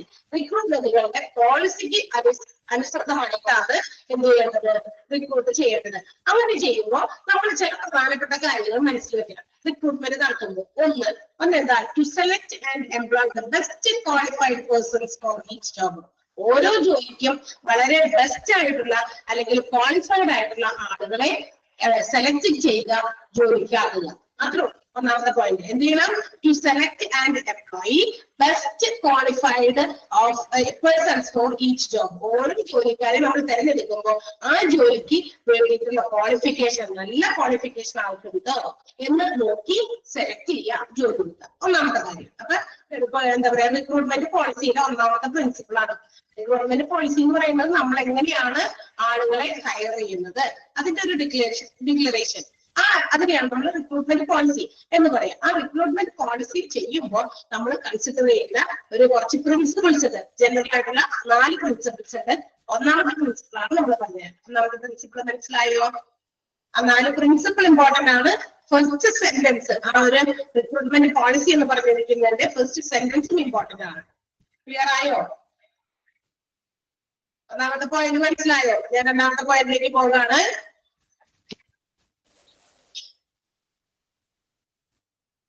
മനസ്സിലായില്ല? ആ സെന്റൻസ് അതിന്റെ ഇടയിൽ കിടക്കുന്നൊന്നും വേണ്ട. പോളിസി വേണം, പോളിസി റിക്രൂട്ട്മെന്റ് പ്രോഗ്രാമിൽ പെട്ടതാണെന്നൊക്കെയാണ് അവർ പറയുന്നത്. നമുക്കതൊന്നും ആവശ്യമില്ല. നമുക്ക് ആ 4 പ്രിൻസിപ്പിൾസ്, റിക്രൂട്ട്മെന്റ് പോളിസിയുടെ ബേസ് ചെയ്യുന്ന ആ ജനറൽ പ്രിൻസിപ്പിൾസ് വളരെ ഇമ്പോർട്ടന്റ് ആണ്. എന്ന് വെച്ചാൽ നമ്മൾ ടു സെലക്ട് ആൻഡ് എംപ്ലോയി, നമുക്ക് സെലക്ട് ചെയ്യുന്ന എംപ്ലോയീസ് എങ്ങനെയുള്ളവരായിരുന്നാണ്? Best qualified persons for each job. ഓരോ ജോലിക്കും എന്താ പറയാ ആപ്റ്റ് ആയിട്ടുള്ള ആളുകളെ നോക്കി വേണം നമ്മൾ എന്ത് ചെയ്യണം? എംപ്ലോയ് ചെയ്തിട്ട് സെലക്ട് ചെയ്തിട്ട്. Okay. Second one, to employ the best and most promising of those kind. നമ്മൾ സെലക്ട് ചെയ്യുന്ന ആളുകളിൽ നല്ല എന്താ പറയാ പ്രോമിസിംഗ് ആയിട്ടുള്ള, എന്ന് വെച്ചാൽ അവർ നമ്മൾ ജോലി കൊടുത്താൽ കൃത്യമായി അത് ചെയ്യും എന്ന് ഉറപ്പുള്ളവര്, അങ്ങനെയുള്ളവരെ വേണം എന്ത് ചെയ്യാനായിട്ട്? നമുക്ക് ജോലിക്കായിട്ട് കൊടുക്കാനായിട്ട്. മനസ്സിലായോ? വെറുതെ കുറെ ക്വാളിഫിക്കേഷൻ ഉണ്ടെന്ന് മാത്രം വിചാരിച്ചിട്ട് ജോലിക്ക് ആളുകളെ എടുത്തിട്ട് കാര്യമില്ല. നമ്മൾ കൊടുക്കുന്ന ജോലി അത് പെർഫെക്റ്റ് ആയിട്ട് they can do it and also they are promising that they can do it. അവർക്ക് അത് ചെയ്യാൻ പറ്റും എന്നുള്ള ഉറപ്പും കൂടി ഉണ്ട്. അതുകൂടി നോക്കണം. നിങ്ങളെ കൊണ്ട് അത് പറ്റുമോ? ഉറപ്പുണ്ടോ ചെയ്യാനായിട്ട്? ഓക്കെ. ആ രീതിയിലാണെങ്കിൽ മാത്രം അവരെ റിക്രൂട്ട് ചെയ്യാം. Okay. And to offer favourable opportunities. ഇനി എന്താ? ജോലിക്ക് കയറി കഴിഞ്ഞാൽ അവർക്ക് ആ ജോലി സിറ്റുവേഷനിൽ ഫേവറബിൾ ആയിട്ടുള്ള, അനുകൂലമായിട്ടുള്ള സാഹചര്യങ്ങള്, അവസരങ്ങള് അവർക്ക് പ്രൊവൈഡ് ചെയ്യുക. എന്തിനു വേണ്ടിയിട്ട്? For their life time working career. അതായത് ഇപ്പൊ പെട്ടെന്നൊന്നും അവിടുന്ന് ക്വിറ്റ് ചെയ്ത് പോകാൻ പറ്റാത്ത രീതിയിൽ. എന്ന് വെച്ചാൽ എന്താ? നമ്മുടെ ഒരു ഓർഗനൈസേഷനിൽ ജോലി കയറി, എനിക്ക് ജീവിതകാലം ഇവിടെ തന്നെ നിൽക്കാം, അല്ലെങ്കിൽ എനിക്ക് എനിക്ക് ഇഷ്ടമില്ലാത്ത സമയം വരെ എനിക്ക് ഇവിടെ തന്നെ കണ്ടിന്യൂ ചെയ്യണം, അങ്ങനെ ഒരു മനസ്സിലും ചിന്ത ഉണ്ടാവൂലേ? ആ ഒരു ചിന്ത ആളുകളിൽ വരുന്നത്. അതാണ് ലോങ് ടൈം വർക്കിംഗ് കരിയർ. ആ കരിയർ, അവരുടെ ആ ഒരു കരിയർ അവിടെ തന്നെ ആ എന്താ പറയുക ജോലിയോടുള്ള ഇഷ്ടവും മറ്റൊക്കെ മനസ്സിലാക്കി അങ്ങനെയുള്ള അവസരങ്ങൾ അവർക്ക് കൊടുക്കുന്നത്. അവസരങ്ങൾ മനസ്സിലാക്കി അത് ചെയ്യാനായിട്ട് സന്തോഷത്തോടെ ചെയ്ത് തീർക്കുമ്പോഴാണ് നമുക്ക് എന്താകുക? നമുക്ക് ആ കരിയറിനോടൊരു ഇഷ്ടം വരിക, അല്ലെ? ആ ജോലിയോടൊരു ഇഷ്ടം വരിക. ആ അവസ്ഥയിലേക്ക് ആളുകളെ ആക്കണം. അല്ലാതെ എങ്ങനെയെങ്കിലും ജോലി ഞങ്ങൾ പറയുന്നതൊക്കെ ചെയ്യണം എന്നൊക്കെ പറഞ്ഞിട്ട് ചില ആളുകൾ പറയും ഭയങ്കര കഷ്ടപ്പാട് ബുദ്ധിമുട്ടൊക്കെയാണ് ഞങ്ങൾ പണി ചെയ്ത് തീർക്കണേ എന്ന ആ ഒരു മൈൻഡിലേക്ക് ആളുകളെ കൊണ്ടുവരാതെ ഫേവറബിൾ ആയിട്ടുള്ള ഓപ്പർച്യൂണിറ്റീസ് അവസരങ്ങൾ പ്രൊവൈഡ് ചെയ്യാം. That makes dum life time career, അവരുടെ ലൈഫ് ടൈം കരിയർ അവർക്ക് അവിടെ സെറ്റ് ആക്കാനായിട്ട് ആ രീതിയിലൂടെ സാധിക്കും. അത് മറ്റൊരു പ്രിൻസിപ്പിൾ ആണ്. And last one is to provide programmes and facilities for personal growth. ഇനി ഒരു ജോലി നമ്മൾ ചെയ്യുന്നതിന് വേണ്ടിയിട്ടാണ് നമ്മുടെ വ്യക്തിപരമായ വളർച്ചയ്ക്ക് കൂടിയിട്ടാണ് അതിനുള്ള സാഹചര്യവും പ്രോഗ്രാമുകളും സൗകര്യങ്ങളൊക്കെ ചെയ്തു കൊടുക്കുക. എന്റെ വ്യക്തിപരമായ വളർച്ചയ്ക്ക് എന്റെ ബിസിനസ് എന്തെങ്കിലും ജോലി എന്നെ സഹായിക്കണം. അപ്പൊ അതിന് വേണ്ടിയിട്ടുള്ള കാര്യങ്ങൾ സെറ്റ് ചെയ്യുക. അങ്ങനെ 4 പ്രിൻസിപ്പിൾസ് ആണ് നമ്മുടെ റിക്രൂട്ട്മെന്റ് പോളിസി ബേസ് ചെയ്തിരിക്കുന്നത്. ഏതൊക്കെയാണ് 4 പ്രിൻസിപ്പിൾസ് റിക്രൂട്ട്മെന്റ് പോളിസിയുടെ? To select and employ the best qualified persons for each job. ഓരോ ജോലിക്കും സെലക്ട് ചെയ്യുന്ന എംപ്ലോയീസ് ബെസ്റ്റ് ക്വാളിഫൈഡ് ആയിരിക്കണം, അവരെ എംപ്ലോയ് ചെയ്യിക്കുക. രണ്ടാമത് ടു എംപ്ലോയ് ദ ബെസ്റ്റ് ആയിട്ടുള്ളവരെ എംപ്ലോയ് ചെയ്യിപ്പിക്കുന്നു. മാത്രമല്ല മോസ്റ്റ് പ്രോമിസിംഗ്, അവര് ഉറപ്പുണ്ട് ഇന്ന ജോലി നമ്മൾ എടുത്തിരിക്കുന്ന ആള് കൃത്യമായ ആളാണ്, അവര് പറഞ്ഞിരിക്കുന്ന ജോലി കൃത്യമായി ചെയ്തോളൂ എന്നുള്ള ഉറപ്പുള്ളവർക്ക് ജോലി കൊടുക്കുക, എംപ്ലോയ് ചെയ്യിപ്പിക്കുക. ടു ഓഫർ ഫേവറബിൾ ഓപ്പർച്യൂണിറ്റീസ്, സൗകര്യങ്ങൾ, അവർക്ക് അനുകൂലമായ സൗകര്യങ്ങൾ ഫോർ ലൈഫ് ടൈം വർക്കിംഗ് കരിയറിന്റെ കരിയർ എത്ര നാളത്തേക്കാണ് ജോലി ചെയ്യുന്നത് അത് മുഴുവൻ അവർക്ക് നല്ല രീതിയിലുള്ള അവസരങ്ങൾ അവർക്ക് പ്രൊവൈഡ് ചെയ്യുക, അതിന് വേണ്ടിയിട്ടുള്ള കാര്യങ്ങൾ ചെയ്യാം, അനുകൂലമായ സാഹചര്യങ്ങൾ ഒരുക്കി കൊടുക്കുക. To provide programmes and facilities, ചില പ്രോഗ്രാമുകളും സൗകര്യങ്ങളും ഒക്കെ അവരുടെ പേഴ്സണൽ ഗ്രോത്തിന് വേണ്ടിയും ചെയ്തു കൊടുക്കുക. These are the 4 general principles of the recruitment policy. Clear ആയോ? 4 പോയിന്റ്, സോറി 4 പോയിന്റ് റിക്രൂട്ട്മെന്റ് പോളിസിയുടെ ഫസ്റ്റ് സെന്റൻസ് അണ്ടർലൈൻ ചെയ്തോ? ഈ 4 പോയിന്റുകൾ കൂടി ടിക്കറ്റ് വെക്കുകയോ അണ്ടർലൈൻ ചെയ്യുകയോ എന്തെങ്കിലും ചെയ്യാം. ക്ലിയർ അല്ലേ? യെസ്. ഒന്ന് വേഗം വേണമെന്ന് വായിച്ചു നോക്കുക. 4 പോയിന്റ് പെട്ടെന്ന് വായിച്ചു നോക്കുക. അടുത്തതിലേക്ക് പോകാം. നമ്മളുടെ റിക്രൂട്ട്മെന്റ് പ്രോസസ്സിന്റെ സെക്കൻഡ് സ്റ്റെപ്പ്. സെക്കൻഡ് സ്റ്റെപ്പിലേക്ക് പോകാം. റിക്രൂട്ട്മെന്റ് ഓർഗനൈസേഷൻ ആണ്. ഇനി റിക്രൂട്ട്മെന്റിന് വേണ്ടിയിട്ടുള്ള ചില എന്താ പറയാ അറേഞ്ച്മെന്റുകളൊക്കെ നമ്മൾ എങ്ങനെയാണ് റിക്രൂട്ട്മെന്റ് ഓർഗനൈസ് ചെയ്യുന്നത്, ആ ഒരു കാര്യം എങ്ങനെ നടപ്പാക്കും. ഫോർ ദ റിക്രൂട്ട്മെന്റ്, ഇപ്പൊ ഏതൊരു പുതിയ സ്റ്റാഫിനെ ന്യൂ സ്റ്റാഫിനെ നമ്മൾ ഹയർ ചെയ്യുമ്പോൾ there is no general principle or procedure to be followed. പുതിയ റിക്രൂട്ട്മെന്റ് നടത്തുന്നതിന് എല്ലാ ഓർഗനൈസേഷനും ഒരു പൊതുവായ ഒരു രീതി, ഒരു പ്രൊസീജിയർ ഒന്നുമില്ല.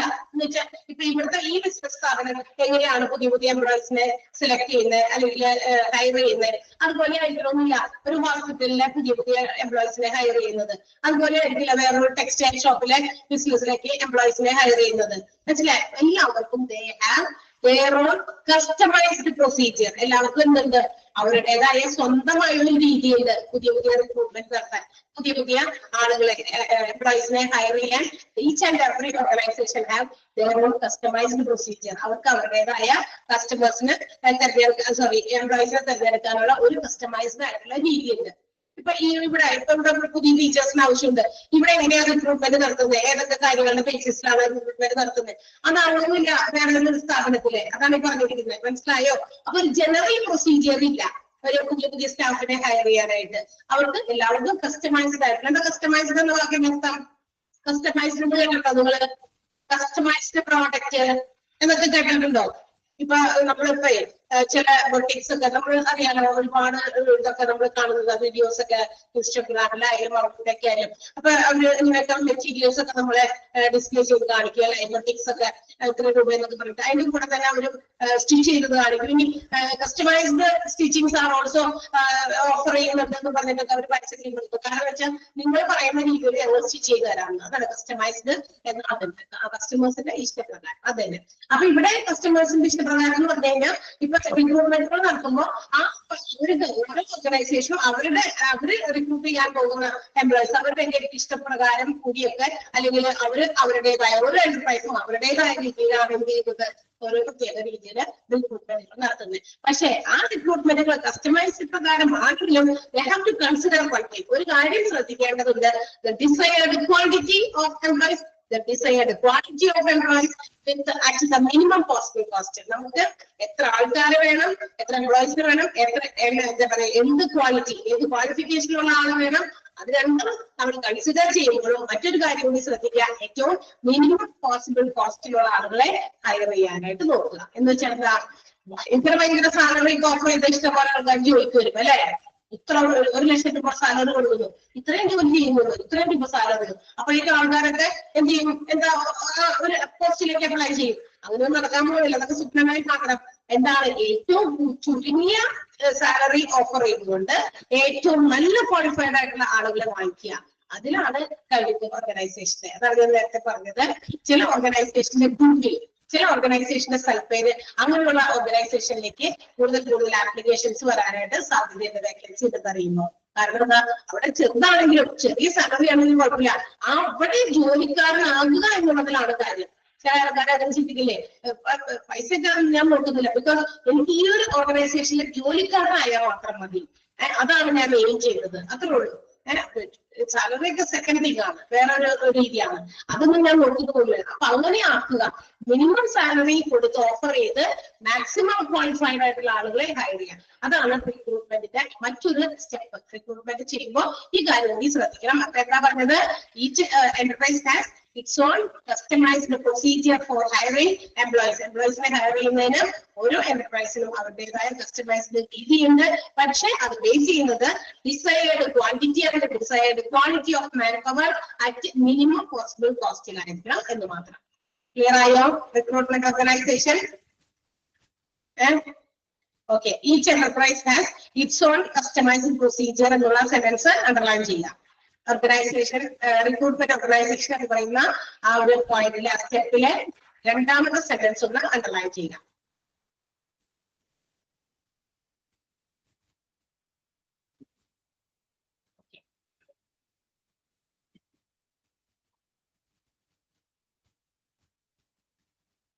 നെക്സ്റ്റ് പോയിന്റ് പറഞ്ഞോട്ടെ, ആ ഒരു പോയിന്റ് കൂടി എടുക്കാം, ചിലപ്പോൾ തീരും. ഓക്കെ, അടുത്ത സ്റ്റെപ്പ് എന്താ, അപ്പൊ റിക്രൂട്ട്മെന്റിന്റെ പ്രൊസീജിയേഴ്സ് ആണ് നമ്മൾ, അല്ലെങ്കിൽ സ്റ്റെപ്സ് ആണ് പറഞ്ഞുകൊണ്ടിരിക്കുന്നത്. ഒന്നാമത്തേത് റിക്രൂട്ട്മെന്റ് പോളിസി നമ്മൾ പറഞ്ഞു. റിക്രൂട്ട്മെന്റ് പോളിസി എന്ന് പറയുന്നത് ഒരു ഡിക്ലറേഷൻ ആണ്, എങ്ങനെയാണ് ഒരു പുതിയ സ്റ്റാഫിനെ നമ്മൾ ഹയർ ചെയ്യുന്നത്, അതിന്റെ ഒരു ഡിക്ലറേഷൻ, അതിനാണ് റിക്രൂട്ട്മെന്റ് പോളിസി. അതിൽ 4 ബേസിക് ആയിട്ടുള്ള പ്രിൻസിപ്പിൾസ് നമ്മൾ പറഞ്ഞു. രണ്ടാമത്തേത് റിക്രൂട്ട്മെന്റ് ഓർഗനൈസേഷൻ ആണ്. റിക്രൂട്ട്മെന്റ് ചെയ്യുന്ന കാര്യങ്ങളുടെ അറേഞ്ച്മെന്റുകൾ നമ്മൾക്ക് കസ്റ്റമൈസ്ഡ് ആയിട്ട് ഓരോ ഓർഗനൈസേഷനും അതിൻ്റെതായ രീതിയിൽ റിക്രൂട്ട്മെന്റുകൾ നടത്താം. പക്ഷെ ശ്രദ്ധിക്കേണ്ട 2-3 കാര്യമാണ്. ഡിസൈർഡ് ക്വാണ്ടിറ്റി, ആവശ്യത്തിന് എണ്ണം, ആവശ്യത്തിന് ക്വാളിറ്റി, അതോടൊപ്പം തന്നെ എന്താണ്, മിനിമം പോസിബിൾ കോസ്റ്റിൽ വേണം മാൻ പവറിനെ റിക്രൂട്ട് ചെയ്യാൻ. And the next one is forecast of manpower requirements. ഇനി manpower എത്ര വേണം, അതിന്റെ ആവശ്യം, അതിന്റെ എണ്ണ എത്ര വേണം എന്നുള്ളത് മുൻകൂട്ടി പ്ലാൻ ചെയ്യണം. അതെങ്ങനെ പ്ലാൻ ചെയ്യാൻ പറ്റുക? It is based on a requisition or an intent for recruitment should be submitted by each line manager. അതായത് ഓരോ ഡിപ്പാർട്ട്മെന്റിലും വേക്കൻസികൾ വരുമ്പോൾ ആ ഡിപ്പാർട്ട്മെന്റിലെ ലൈൻ മാനേജർ എന്ന് വെച്ചാൽ ഹെഡ്, അവിടുത്തെ ഹെഡാണ് ഉദ്ദേശിക്കുന്നത്. ആ ഹെഡ് എന്ത് ചെയ്യണം, ഒരു ഇന്റന്റ് എന്ത് ചെയ്യണം, നമ്മുടെ ഹ്യൂമൻ റിസോഴ്സ് ഡിപ്പാർട്ട്മെന്റിലേക്കോ അല്ലെങ്കിൽ നമ്മുടെ ഹോസ്പിറ്റലിന്റെ അഡ്മിനിസ്ട്രേറ്ററിലേക്കോ, നിങ്ങൾ എന്ന് പറയുന്ന ഹോസ്പിറ്റൽ അഡ്മിനിസ്ട്രേറ്റർ ആണ്, അല്ലെങ്കിൽ നമ്മുടെ HR ഡിപ്പാർട്ട്മെന്റ് ഉണ്ട്, ഹ്യൂമൻ റിസോഴ്സ് ഡിപ്പാർട്ട്മെന്റ് ഉണ്ട്, അവിടുത്തെ മാനേജ്മെന്റ് എന്ത് ചെയ്യണം, ഒരു ഇന്റന്റ് റിക്വസിഷൻ എന്ന് വെച്ചാൽ പർച്ചേസ് ഓർഡർ എന്ന് പറഞ്ഞാൽ എന്താ, ഇത്ര എംപ്ലോയീസിനെ വേണം എന്നുള്ള ഒരു ഓർഡർ സമർപ്പിക്കണമെന്ന്. ഇത്ര എന്റെ ദൈവ ഡിപ്പാർട്ട്മെന്റ്, ഇപ്പൊ എന്റെ ഡിപ്പാർട്ട്മെന്റ്, ആ ഡിപ്പാർട്ട്മെന്റിൽ 2 സ്റ്റാഫിന് വേണം. അപ്പൊ ആ ഡിപ്പാർട്ട്മെന്റിന്റെ ഹെഡ്, ലൈൻ മാനേജർ, അവിടുത്തെ മാനേജർ ഉണ്ടാവുമല്ലോ, ആ ആള് HR ഡിപ്പാർട്ട്മെന്റിനെയോ അല്ലെങ്കിൽ നമ്മുടെ ഹോസ്പിറ്റൽ അഡ്മിനിസ്ട്രേറ്ററെയോ അറിയിക്കണം, എന്റെ ഡിപ്പാർട്ട്മെന്റിൽ ഇത്ര ഇതിൽ വർക്ക് ചെയ്യുന്ന 2 സ്റ്റാഫ് ആവശ്യമുണ്ട് എന്നുള്ളത്. അങ്ങനെ ഓരോ ഡിപ്പാർട്ട്മെന്റുകാരും should inform or submit such intent. ഇങ്ങനെ ഒരു പർച്ചേസ് ഓർഡർ എന്ത് ചെയ്യണം, HR ഡിപ്പാർട്ട്മെന്റിന് കൊടുക്കുക. കൊടുത്തു കഴിയുമ്പോൾ ചെക്ക് against the post, നമ്മൾ എന്താ പറയുക പറഞ്ഞിരിക്കുന്ന വേക്കൻസി, ആ പോസ്റ്റ് എവിടെയാണ് വേക്കന്റ് ആയിട്ട് കിടക്കുന്നത് എന്നുള്ളതൊക്കെ ഈ ഇന്ത്യനുമായിട്ട് അവർ എന്ത് ചെയ്യും, ഈ പറയുന്ന HR ഡിപ്പാർട്ട്മെന്റുകാര് അവരുടെ ഓരോ ഡിപ്പാർട്ട്മെന്റിലും കയറി ഇറങ്ങി അത് ചെക്ക് ചെയ്യും. ഈ പറഞ്ഞേക്കണ ആവശ്യമുണ്ടോ, അത്രയും എംപ്ലോയീസിന്റെ ആവശ്യം അവിടെ ഉണ്ടോ എന്നുള്ളത് ചെക്ക് ചെയ്ത് നോക്കും. And if it found correct, ആ പറഞ്ഞിരിക്കുന്ന ഇന്റന്റിൽ പറഞ്ഞിരിക്കുന്ന എണ്ണം കറക്റ്റ് ആണ്, ഇത്രയും എംപ്ലോയീസിനൊക്കെ വേണ്ടി വരും എന്നുള്ളത് ശരിയാണെന്ന് മനസ്സിലാക്കി കഴിഞ്ഞാൽ എന്ത് ചെയ്യും? Make arrangements for the recruitment. എന്ത് ചെയ്യും? റിക്രൂട്ട്മെന്റിന് വേണ്ടിയിട്ടുള്ള കാര്യങ്ങളൊക്കെ തുടങ്ങും. അതിന്റെ റിക്രൂട്ട്മെന്റ് ചെയ്യാനുള്ള കാര്യങ്ങൾ തുടങ്ങും. അതിന്റെ തുടക്കം എന്നതുപോലെ നേരത്തെ തന്നെ ഡിസൈഡ് അബൌട്ട് ഇനീഷ്യൽ പേ. അപ്പൊ ആ റിക്രൂട്ട്മെന്റിന്റെ പ്രൊസീജിയർ ഒക്കെ തുടങ്ങുന്നതിന് വേണ്ടി ആദ്യം ചെയ്യുന്ന കാര്യം ഇതാണ്. എന്ത് ചെയ്യും? തീരുമാനിക്കുക. എന്ത് തീരുമാനിക്കണം? ഇനീഷ്യൽ പേ. ആ ആൾക്ക് വരുന്ന എംപ്ലോയിക്ക് എത്ര രൂപ പേയ്മെന്റ് കൊടുക്കണം, അതായത് അവരുടെ ബേസിക് സാലറിയാണ് ഉദ്ദേശിക്കുന്നത്. പിന്നെ അവർക്ക് കൊടുക്കാമെന്ന് ഉദ്ദേശിക്കുന്ന മറ്റ് അലവൻസുകൾ, ട്രാവലിംഗ് അലവൻസ് കൊടുക്കണ്ടോ, ക്ഷാമബത്ത DRS അലവൻസ് കൊടുക്കണ്ടോ, അങ്ങനെയുള്ള കാര്യങ്ങൾ അതൊക്കെ തീരുമാനിക്കലാണ് അടുത്ത സ്റ്റെപ്പ്. ഓക്കെ, അപ്പൊ line manager should submit the intent for requisition. അപ്പൊ ഈ ലൈൻ മാനേജേഴ്സ് അവരുടെ വേക്കൻസി അറിയിച്ചുകൊണ്ടുള്ള ഇന്റന്റോ അല്ലെങ്കിൽ റെക്വിസിഷനോ സമർപ്പിച്ച് കഴിയുമ്പോൾ അതെല്ലാം ചെക്ക് ചെയ്ത് നോക്കി if it found correct, vacancies correct ആണ് ഫൗണ്ട് ചെയ്തിരിക്കുന്നത് എങ്കിൽ എന്ത് ചെയ്യുന്നു? റിക്രൂട്ട്മെന്റിന്റെ പ്രൊസീജിയേഴ്സ് ആരംഭിക്കുന്നു. അതിന്റെ first step is to decide. അതിന്റെ ആദ്യത്തെ നടപടി എന്നോണം അവർ തീരുമാനം എടുക്കലാണ് അബൌട്ട് ദ ഇനീഷ്യൽ പേയ്മെന്റ്. അവരുടെ മറ്റ് അലവൻസുകൾ അവർക്ക് കൊടുക്കാമെന്ന് അഡ്മിറ്റ് ചെയ്തിരിക്കുന്നത് അഡ്മിസബിൾ അലവൻസ് എന്ന് പറയുന്നത് കൊടുക്കാമെന്ന് പറഞ്ഞിരിക്കുന്ന ഓഫർ ചെയ്തിരിക്കുന്ന അലവൻസുകൾ അതൊക്കെ ഡിസൈഡ് ചെയ്യും. അതിനുശേഷം അവസാനം എന്ത് ചെയ്യും? ജോബ് സ്പെസിഫിക്കേഷൻ, മാൻ സ്പെസിഫിക്കേഷൻ, ഏതൊക്കെ ജോലി ആർക്കൊക്കെ കൊടുക്കും, ഇന്ന വ്യക്തി ഏത് ജോലി ചെയ്യാനാണ് സ്പെസിഫൈഡ് ആയിട്ടുള്ളത്, അങ്ങനെയുള്ള കാര്യങ്ങൾക്ക് അതിനുശേഷമാണ് ആരുമായിട്ട് ആലോചിക്കുന്നത്? ലൈൻ മാനേജേഴ്സുമായിട്ട് ഡിസ്കസ് ചെയ്യും, കൺസൾട്ട് ചെയ്യും. ഓക്കെ, അപ്പൊ അത് നമ്മുടെ മാൻ പവർ കാര്യങ്ങളെ കുറിച്ചിട്ടുള്ള ഫോർകാസ്റ്റുകളാണ്. എംപ്ലോയീസിനെ വിളിച്ചാൽ കൊണ്ടുവന്ന എവിടെയൊക്കെ ജോലി കൊടുക്കണമെന്നോ അതുപോലെ തന്നെ അവരുടെ പേയ്മെന്റുകൾ എങ്ങനെയാണെന്നും മറ്റു കാര്യങ്ങളൊക്കെ മുൻകൂട്ടി ആലോചിക്കുന്നത്. That is called forecasting of man power requirements. Clear ആയോ? ആ ഒരു പാരഗ്രാഫ് മനസ്സിലായതുകൊണ്ട് ഇത് വായിച്ചു നോക്കാൻ നിങ്ങൾ മനസ്സിലായത് വ്യക്തമായ കാര്യങ്ങളാണ് അവിടെ ഇരിക്കുന്നത്. അതിലെ സെന്റൻസുകളെ ഒരു വ്യക്തിത്വം അണ്ടർലൈൻ ചെയ്യണം. റിക്വിസിഷൻ എന്താണെന്നുള്ളത്, റിക്വിസിഷൻ എന്നുള്ളത് അണ്ടർലൈൻ ചെയ്യാം. റിക്വിസിഷൻ സബ്മിറ്റ് ചെയ്യേണ്ടത് ലൈൻ മാനേജേഴ്സ് ആണ്, ലൈൻ ഒഫീഷ്യൽസ് ആണ്. പിന്നെ if the intents are found correct, അടുത്ത സെന്റൻസ് ഇതാണ് അണ്ടർലൈൻ ചെയ്യേണ്ടത്. If the intents are found correct, the proposed recruitments are authorized and the initial pay, the scale and other admissible allowances are decided. In the end വേണ്ട. അത് കഴിഞ്ഞിട്ടുള്ള ഭാഗം job specifications and man specifications are decided in consultation. ഇതാരുമായിട്ട് കൂടിയാലോചിച്ചിട്ടാണ് job specification, man specification ചെയ്യുന്നത് line മാനേജേഴ്സുമായിട്ട്. Job specification എന്ന് പറഞ്ഞാൽ ഒരു ജോലി സ്പെസിഫൈഡ് ആയിട്ടുള്ള ആളുകൾ എന്താ പറയാ ജോലികൾ ഇങ്ങനെ കൊടുക്കുക, ഇന്ന ജോലി ഉണ്ടാക്കിയിട്ടാണ്. മറ്റേത് മാൻ സ്പെസിഫിക്കേഷൻ എന്ന് പറഞ്ഞാൽ ചില ആളുകൾക്ക് ചില സ്പെഷ്യൽ ജോലികൾ കൊടുക്കുക, അങ്ങനെയാണ്. അപ്പൊ ജോബിന് പ്രാധാന്യം കൊടുത്തുകൊണ്ട് വീതിച്ചു കൊടുക്കുന്നത് കൊണ്ട്, മാനിന് പ്രാധാന്യം കൊടുത്തുകൊണ്ട് വീതിച്ചു കൊടുക്കുന്നുണ്ട് കേട്ടോ. അപ്പൊ അതനുസരിച്ച് ജോലി കൺസൾട്ട് ചെയ്യേണ്ടത് ആരുമായിട്ടാണ്? Line managers. ചെയ്തോ?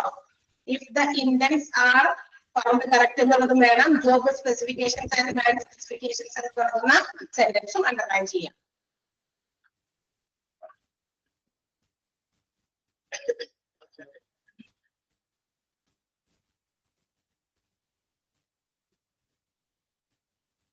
ക്ലിയർ ആയോ? യെസ്.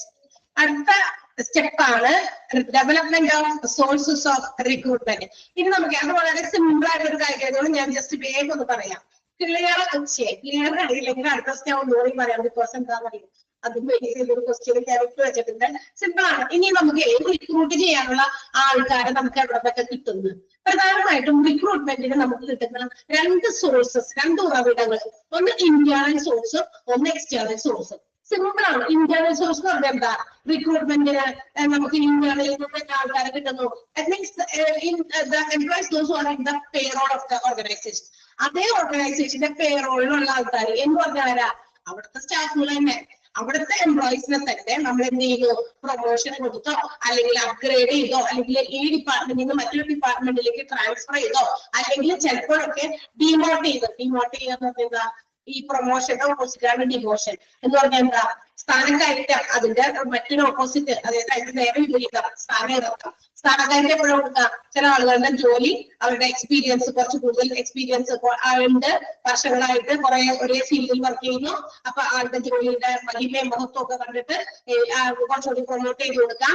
അല്ലെ, ക്ലർക്ക് മാനേജർ ആകുന്നു, അല്ലെ HOD ആകുന്നു, സാധാരണ ഉണ്ടായിരുന്ന ഒരു ഡിപ്പാർട്ട്മെന്റിൽ ഒരാള് HOD ആയി മാറുന്നു. അങ്ങനെയൊക്കെ സ്ഥാനം കയറ്റമൊക്കെ കൊടുക്കും.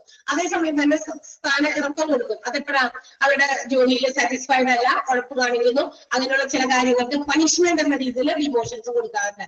അപ്പൊ ഇന്റേണൽ അറേഞ്ച്മെന്റുകൾ എന്ന് വെച്ചാൽ വിതിൻ ഓർഗനൈസേഷൻ അവിടുത്തെ പേറോൾ എന്ന് പറഞ്ഞാൽ എന്താ, ഒരു ബിസിനസ് ഓർഗനൈസേഷനിലെ ജോലിക്കാരുടെ ഒക്കെ വിവരങ്ങൾ എന്ന് പറഞ്ഞാൽ ജോലിക്കാരുടെ പേരുകൾ ആൽഫബറ്റിക് ഓർഡറിൽ, അവർക്ക് കിട്ടുന്ന സാലറി, അവരുടെ എന്തെങ്കിലും TA, DA, പിന്നെ PF പിടുത്തം, പിന്നെ ടാക്സ് കൊടുക്കേണ്ടവരാണെങ്കിൽ അങ്ങനെ, അത് കഴിഞ്ഞ് ലാസ്റ്റ് ആയിട്ട് അവരുടെ കയ്യിൽ കിട്ടുന്ന ഗ്രോസ് ആയിട്ട് ബാക്കി കിട്ടുന്ന നെറ്റ് സാലറി എത്രയാ, അതിന്റെ കുറെ ഡീറ്റെയിൽസ് അതിങ്ങനെ കമ്പ്യൂട്ടറിൽ എക്സലിലൊക്കെ എന്ത് ചെയ്യും, ഉണ്ടാക്കി റെഡിയാക്കി വെച്ചിട്ടുണ്ടായിരിക്കും. സോ അറ്റ് എ ഗ്ലാൻസ് ഇതൊക്കെ അണ്ടർസ്റ്റാൻഡ്. അപ്പൊ ഓരോ എംപ്ലോയീസിന്റെയും ആ ഒരു പേയ്മെന്റ് സ്ട്രക്ചർ ഒക്കെ ഒറ്റ നോട്ടത്തിലൊക്കെ ആ പേറോളിൽ നോക്കിയാൽ മനസ്സിലാവും. പേറോൾ അതായത് പേയ്മെന്റ് കൊടുക്കുന്നതിന്റെ ഒരു ലിസ്റ്റ്, ദാറ്റ്സ് കോൾഡ് പേറോൾ. അപ്പൊ എംപ്ലോയീസിന്റെ ആ ഡീറ്റെയിൽസ് ആണ്, പേയ്മെന്റിന്റെ ലിസ്റ്റ് ആണ്.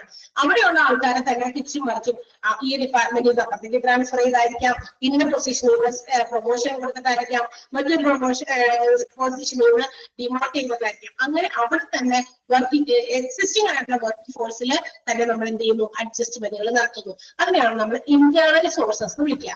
ക്ലിയർ ആയോ? ഇന്റേണൽ സോഴ്സ് അവിടെ തന്നെ ജോലിക്കാരെ കിട്ടുന്നു, പുറത്ത് എവിടെയും പോണില്ല.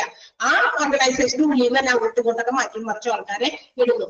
ക്ലിയർ ക്ലിയർ ആയോ? ഇന്റേണൽ സോഴ്സ് റിക്രൂട്ട്മെന്റിന്റെ സോഴ്സുകളിൽ ഒരെണ്ണം ഇന്റേണൽ ആണ്. അപ്പൊ അടുത്തത് ഏതാ? സ്വാഭാവികമായിട്ടും എക്സ്റ്റേണൽ. അപ്പൊ എക്സ്റ്റേണൽ എന്തായിരിക്കും? ഇവിടെ ഇല്ല, ഇവിടെ യാതൊരു അഡ്ജസ്റ്റ്മെന്റ് ചെയ്യാൻ നമ്മുടെ ഓർഗനൈസേഷനകത്ത് ഇല്ല സ്ഥലം, അല്ലെങ്കിൽ മറ്റ് ജോലിക്കാരെ അങ്ങോട്ട് മാറ്റി കുറച്ച് ഇടാനൊന്നുമില്ല. ഫ്രം ഔട്ട്സൈഡ് എക്സ്റ്റേണൽ സോഴ്സിങ് നമ്മൾ കണ്ടെത്തണം പുറത്തുനിന്ന്. ഈ പുറത്തുനിന്നുള്ളത് ആരൊക്കെയാണ് പറഞ്ഞത്? അതായത് പുതിയ ന്യൂ എൻട്രൻസ് ആണ്. ന്യൂ എൻട്രൻസ് പറഞ്ഞാൽ പുതിയതായിട്ട് ഫ്രഷർമാര്, നമ്മുടെ കോളേജ് സ്റ്റുഡൻസ് ഒക്കെ പഠിത്തമൊക്കെ കഴിഞ്ഞ് ക്വാളിഫൈഡ് ആയിട്ട് എന്തും ചെയ്യാൻ തയ്യാറായിട്ട്, അല്ലെ, ജോലി ഏത് തന്നാലും ചെയ്യാൻ തയ്യാറായിട്ടുള്ള ലേബർ ഫോഴ്സിലേക്ക് കൂട്ടപ്പെട്ട എന്ന് വെച്ചാൽ ആഡ് ചെയ്യപ്പെട്ട, ഇത് പഠിത്തമൊക്കെ കഴിഞ്ഞെന്ന് വെച്ചാൽ എന്താ, ഒരു പ്രായവും ആ പ്രായം വരെയുള്ള പഠിത്തം കഴിഞ്ഞെന്ന് വെച്ചാൽ നമ്മൾ എന്താ എന്തെങ്കിലും ജോലി ചെയ്യാൻ, അല്ലെ, നമ്മുടെ ഇക്കോണമിക്ക് വേണ്ടി ജോലികൾ ചെയ്യാൻ പ്രാപ്തരായി എന്നുള്ളതാണ്. അപ്പൊ ജോലി സമൂഹത്തിലേക്ക് കൂടപ്പെടുന്ന പുതിയ ഫ്രഷേഴ്സ്, അത് പ്രധാനമായിട്ട് കോളേജ് സ്റ്റുഡൻസ് അങ്ങനെ പറഞ്ഞു. വലിയ എക്സ്പീരിയൻസ് ഒന്നുമില്ല അവർക്ക്, കാരണം എന്താ, അത് തന്നെയല്ലേ ഉള്ളൂ, പത്ത് തന്നെ ഞങ്ങളുടെ ഇറങ്ങുന്നില്ലുള്ളൂ, ലേബർ ഫോഴ്സിലേക്ക് കൂടിയിട്ടുള്ളൂ.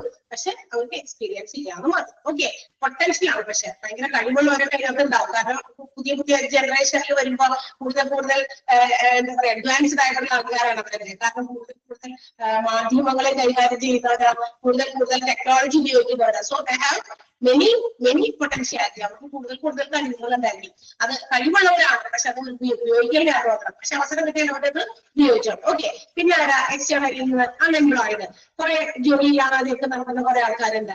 അവരെയൊക്കെ നമ്മൾ പോയി കണ്ടെത്തിയാൽ അവിടെ നിന്ന് നമുക്ക് തൊഴിലാളികളെ കണ്ടെത്താൻ സാധിക്കും. പിന്നെ അവർക്ക് എന്താ പറയാ ഒരുപാട് കഴിവ്, സ്കില്ല്, ഡിഗ്രീസ് ഒക്കെ ഉണ്ട്, പക്ഷെ ഞങ്ങൾ തൊഴിലില്ലാത്തവരാണ്. Unemployment is the major problem of India എന്നൊക്കെ പറഞ്ഞ് നടക്കുന്നവരാ, അല്ലെ. തൊഴിലില്ലായ്മ ഇന്ത്യ ഫേസ് ചെയ്യുന്ന വലിയൊരു ഇതാണെന്നൊക്കെ പറഞ്ഞ് നടക്കും, അല്ലെ. കഴിവും ഇതൊക്കെ ഉണ്ട്, പക്ഷെ അതൊന്നും ഏതെങ്കിലും ഒരു പർപ്പസിന് ഒട്ടും ഉപയോഗിക്കത്തില്ല. അപ്പൊ അങ്ങനെയുള്ളവരെ നമുക്ക് കണ്ടെത്താൻ സാധിക്കും. പിന്നെന്താ? റിട്ടയേർഡ്, ഒരുപാട് എക്സ്പീരിയൻസ് ഒക്കെ ഉണ്ടായിട്ട് ജോലിയൊക്കെ കഴിഞ്ഞ് റിട്ടയേർഡ് ആയിട്ട് സ്വസ്ഥം ഭരണം ആയിട്ടിരിക്കുന്നവരും, പക്ഷെ ചിലവരൊക്കെ അത്ര പ്രായമൊന്നും ആയിട്ടില്ല. പ്രായം ഉണ്ടാവുമെങ്കിൽ നമ്പർ എന്താ പറയാ, നമ്മുടെ ഏജ് എന്ന് പറയുന്നത് ജസ്റ്റ് നമ്പർ മാത്രമാണെന്ന് പറഞ്ഞിട്ടുണ്ട്, അല്ലെ. ചിലവരെയൊക്കെ കാണിച്ചിട്ട് നമ്മൾ കണ്ടിട്ടുണ്ട്. പക്ഷെ അവർക്ക് നല്ല കഴിവുണ്ട്, അല്ലെങ്കിൽ ആരോഗ്യമുണ്ട്. അപ്പൊ ഇഫ് ദേ ആർ വില്ലിംഗ്, അവരുണ്ടെങ്കിൽ അവരെ നമ്മൾക്ക് റിക്രൂട്ട് ചെയ്യാം. ഇനി മറ്റ് ഏതെങ്കിലും സോഴ്സുകളിൽ നിന്ന്. ഇതൊക്കെ എക്സ്റ്റേണൽ ആണ്. ഓർഗനൈസേഷന് പുറത്തുനിന്ന് നമ്മൾ റിക്രൂട്ട്മെന്റുകൾ നടത്തുന്നു. ഓക്കെ, അപ്പൊ ഇതൊക്കെയാണ് നമ്മളുടെ റിക്രൂട്ട്മെന്റിലൂടെ നടത്തുന്നതിനുള്ള സ്റ്റെപ്പുകൾ അല്ലെങ്കിൽ സോഴ്സസ്. രണ്ട് രീതിയിലാണ് ഇന്റേണൽ എക്സ്റ്റേണൽ. അപ്പൊ നമ്മള് പഠിച്ചുകൊണ്ടിരുന്നത് ഏതായിരുന്നു? നമ്മുടെ റിക്രൂട്ട്മെന്റിന്റെ പ്രോസസ്സുകളുടെ സ്റ്റെപ്പാണ് കേട്ടോ. Recruitment policy, recruitment organisation, forecast of man power, recruitment, development of recruitment sources. ആ രണ്ട് സോഴ്സസ് ഇമ്പോർട്ടന്റ് ആണ്. Development of sources of recruitment ഇല്ല, രണ്ട് പോയിന്റ്, ഇന്റേണലും എക്സ്റ്റേണലും. എക്സ്റ്റേണലിൽ വന്നേക്കാൻ ന്യൂ എൻട്രൻസ് ABCD ഒക്കെ ഇല്ലേ, അതും ഇമ്പോർട്ടന്റ് ആണ്, അത് ഫുള്ളും ഇമ്പോർട്ടന്റ് ആണ്. ഓക്കെ, അടുത്ത ദിവസം കൊടുക്കാം. സോ 4 മിനിറ്റ് ഞാൻ കൂടുതൽ എടുത്തു, സോറി. അപ്പൊ അത്രയും തീരട്ടെ എന്ന് വിചാരിച്ചിട്ടാ. Okay, see you, bye. വായിച്ചു നോക്കണേ, നന്നായിട്ട് വായിച്ചു നോക്കാം. സിമ്പിൾ ആണ്, ഇനിയുള്ള ഭാഗമൊക്കെ വളരെ സിമ്പിൾ ആണ്, കുറച്ചുകൂടി സിമ്പിൾ ആണ്. നന്നായിട്ട് വായിച്ചു നോക്കിയാൽ മതി. ഓക്കെ, 1-2 പ്രാവശ്യം വായിച്ചു നോക്കിയാൽ മതി. So C